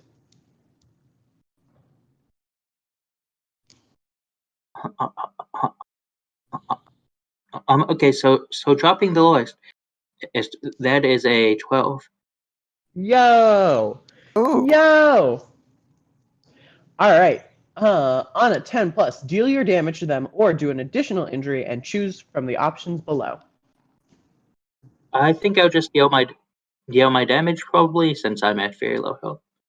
Yeah. What is your damage? It's 3? Yeah. All right. And since as a 12, I get a momentum. Say it again. And since there's a 12 plus, I get a momentum. Yeah. Yes. Yep, that's true. Okay. Yes. All right. He is slammed up. he is in a bad way when he comes back down. But he lands on his feet and then on his knees. But he stands back up. He is bloodied and battered. What do you guys do? I'm going to try convincing him again. Because a king does not conquer, a king convinces. Just going to say, like, hey. Like, spread out my hands to be like, is this what you wanted? Is this the gazes that you desire by your actions? Gosh, I'm just getting really fancy here, aren't I? This is the consequence of what you've wrought. You could do better. These gazes can be filled with admiration and not fear. You could create a better world instead of destroying the one that you already have. All right. Give me a convince. I think he's still at disadvantage, so I think you have advantage. Thank goodness.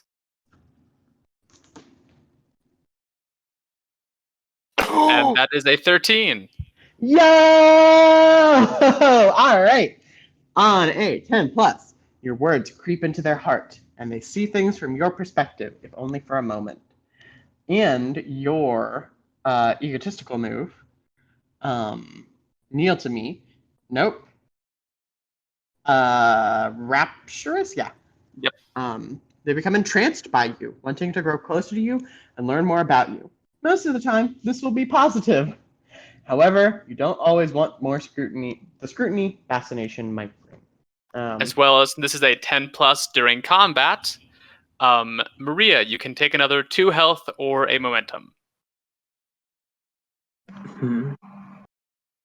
I think I'll take a momentum. All right. And he like, we get a close up on his face. He like takes a deep breath and is like, yeah, maybe I should just take a breather. And then falls forward and he's done. He's done. Put me out, coach. Tag me out, coach. Tag me out, coach. Tag me out, coach. And then the principal comes, and the janitor, Mr. I was about to say Mr. Bellicose. Brucar. Mr. Brucar.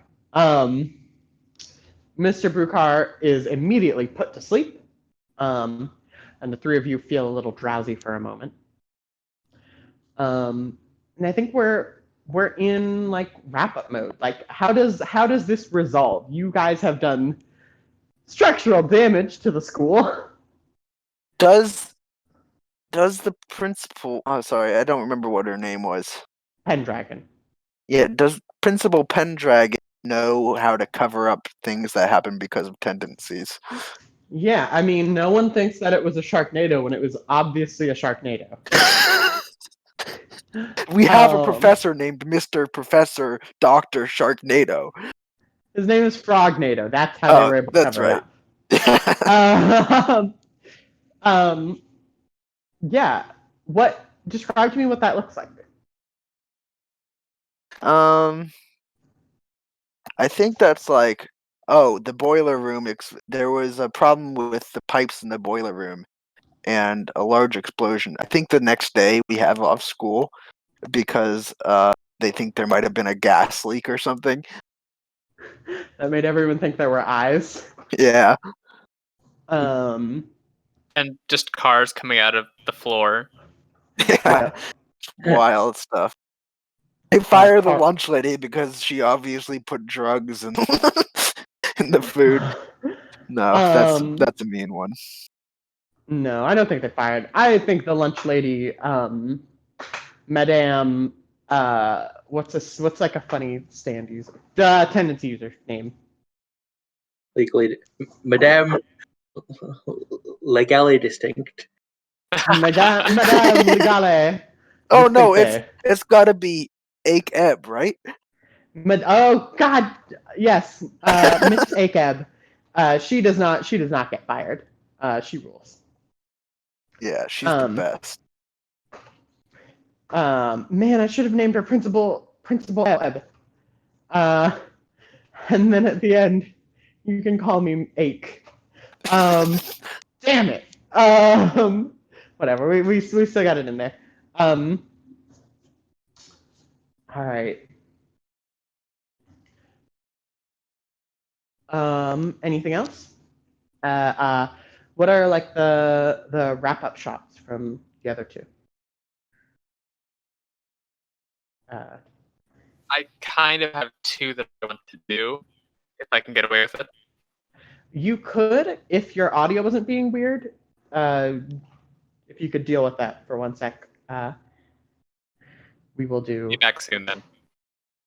Yeah, we will do Zig first. Zig, what is the last shots we get of? Not the last shots we get, but like, what is your bit of this wrap up here? So that was a pretty rough day. Yup. Almost rough enough to not go out and do street racing later. And then the closing shot is Maria heading towards the road. Hell yeah. All right. Is Elith back? Am I working again? Yes, you are. Hey. All right. Just like me as a person, dysfunctionally? Yeah, probably. I don't know. I don't know your life. No, but you sound great. Yeah, the first one is just it's Art like talking with Salt and Pepper some point later, and is like, okay, with your eyes you could like help patrol a larger area. We have problems showing up like in these areas, like here, here, and here. Someone was mugged here last week. Try and keep an eye on it. Like Salt, if you can know like when problems are going to happen, Pepper, you can go in and solve quickly before people get hurt. Just kind of trying to lay out like how they can help clean up the city a little bit. And the second one is just like someday the next week, Mr. Brewcar like wakes up, comes out to like get his morning paper, and Art's like there, like helping like to weed his garden or something by using First Peter 2:17 to like absorb the various stuff like that, and like get rid of small rocks and just organize them like in a nice pile to make a little rock garden. Aw. And then he throws his newspaper at you and calls you a witch. No. No, I'm kidding. Well, I don't know. How do you think he reacts to that? It's your scene. I don't think that it matters. I don't know if like the watcher finds out. It's just like the moment of like him in the doorway and seeing like past his body, like are working out in his yard. And I think that's just where it ends, and we don't know how it reacts. If it does help or if it doesn't change anything. I kind of like the like anime shot of this where like that is happening like over the credits. And then like the last bit before it fades to black is him opening the door and seeing that it's you. And it fades to black and like for a second it's silent. And then we hear him shout in the darkness, "You witch!" And then it goes to commercial. Mm-hmm. All right. And I think that is all Oh, for. do I get a wrap up? Oh shit! Yeah, sorry. I was like, oh, Ali had a scene, so they don't need to wrap up. That scene was not really about Arcadia. Arcadia. Yeah, I think Arcadia sees an opportunity has presented itself and wants to befriend Mr. Oh God, why can't I remember? We just talked about him, the janitor. Brewcar, yeah. Wants to befriend remember it.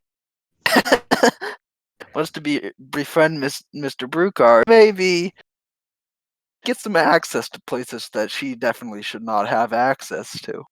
So she's just hanging out behind the school with the janitor. Got a little fancy little janitor gloves on, helping him out with his chores. All right, I like that. That's cute. Yeah, is it the two of you then helping him out? Maybe yeah. It's kind of like community service that the principal has that Pendragon has semi-enforced. Okay, I'm into it. All right, In then my maybe. mind, Principal Pendragon was like, okay, now go over and like help rebuild the like boiler room or something, or like go and do this thing off in the city. And we're like, no, we're going to go spend it with Mr. Brewcar instead. Yeah. Oh my god, and I think that instead the final scene isn't witches, but like I think I think we don't get the response in that case. So it's like I think it does genuinely like fade to black without a response and go to commercial. And that is it for tendencies. Beat Jojo, destroyed him, and ruined his legacy. Yep. We totally ruined we ruined all of JoJo's Bizarre Adventure, especially the part with the Nazis. Well, that was already ruined. Yeah, but we like double ruined it. We went in there and beat it up. But yeah, that is all. Thank you guys so much for joining us. I don't have any more donations to read, so I think we're good to just. Do you want to just say where we can donate and stuff? Yes, let me pull that up really quickly. If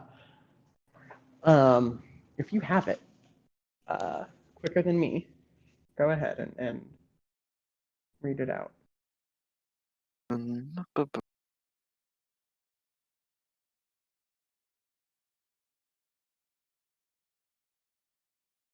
All right, I got it. All right, you can donate to the stream at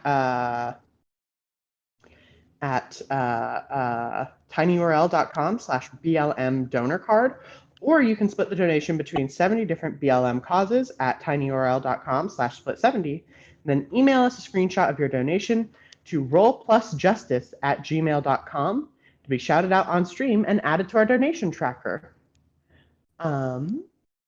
Yeah, you can also purchase all of the games that have been played today at tinyurl.com/treehousebundle. And all of the proceeds will go to Black Visions Collective to donate. Yep, that is where you can find the game. All of the games in here are really, really cool, and there's a good variety of games too. It's been really fun to like go through and be like, ooh, I want to play that game. Ooh, I want to play that game. Ooh, I want to play that game. Yeah, so give it a chance if you can. All right. Yeah. I guess we should go to break. I think that's all I have. Thank you everyone for tuning in and listening to us say the word stand a good like 3 or 4 times. I love playing the TTRPG stand. Yeah. I've said it so many times. I messed up so bad. I was literally practicing last night before I fell asleep. I was like, stand. Tendency.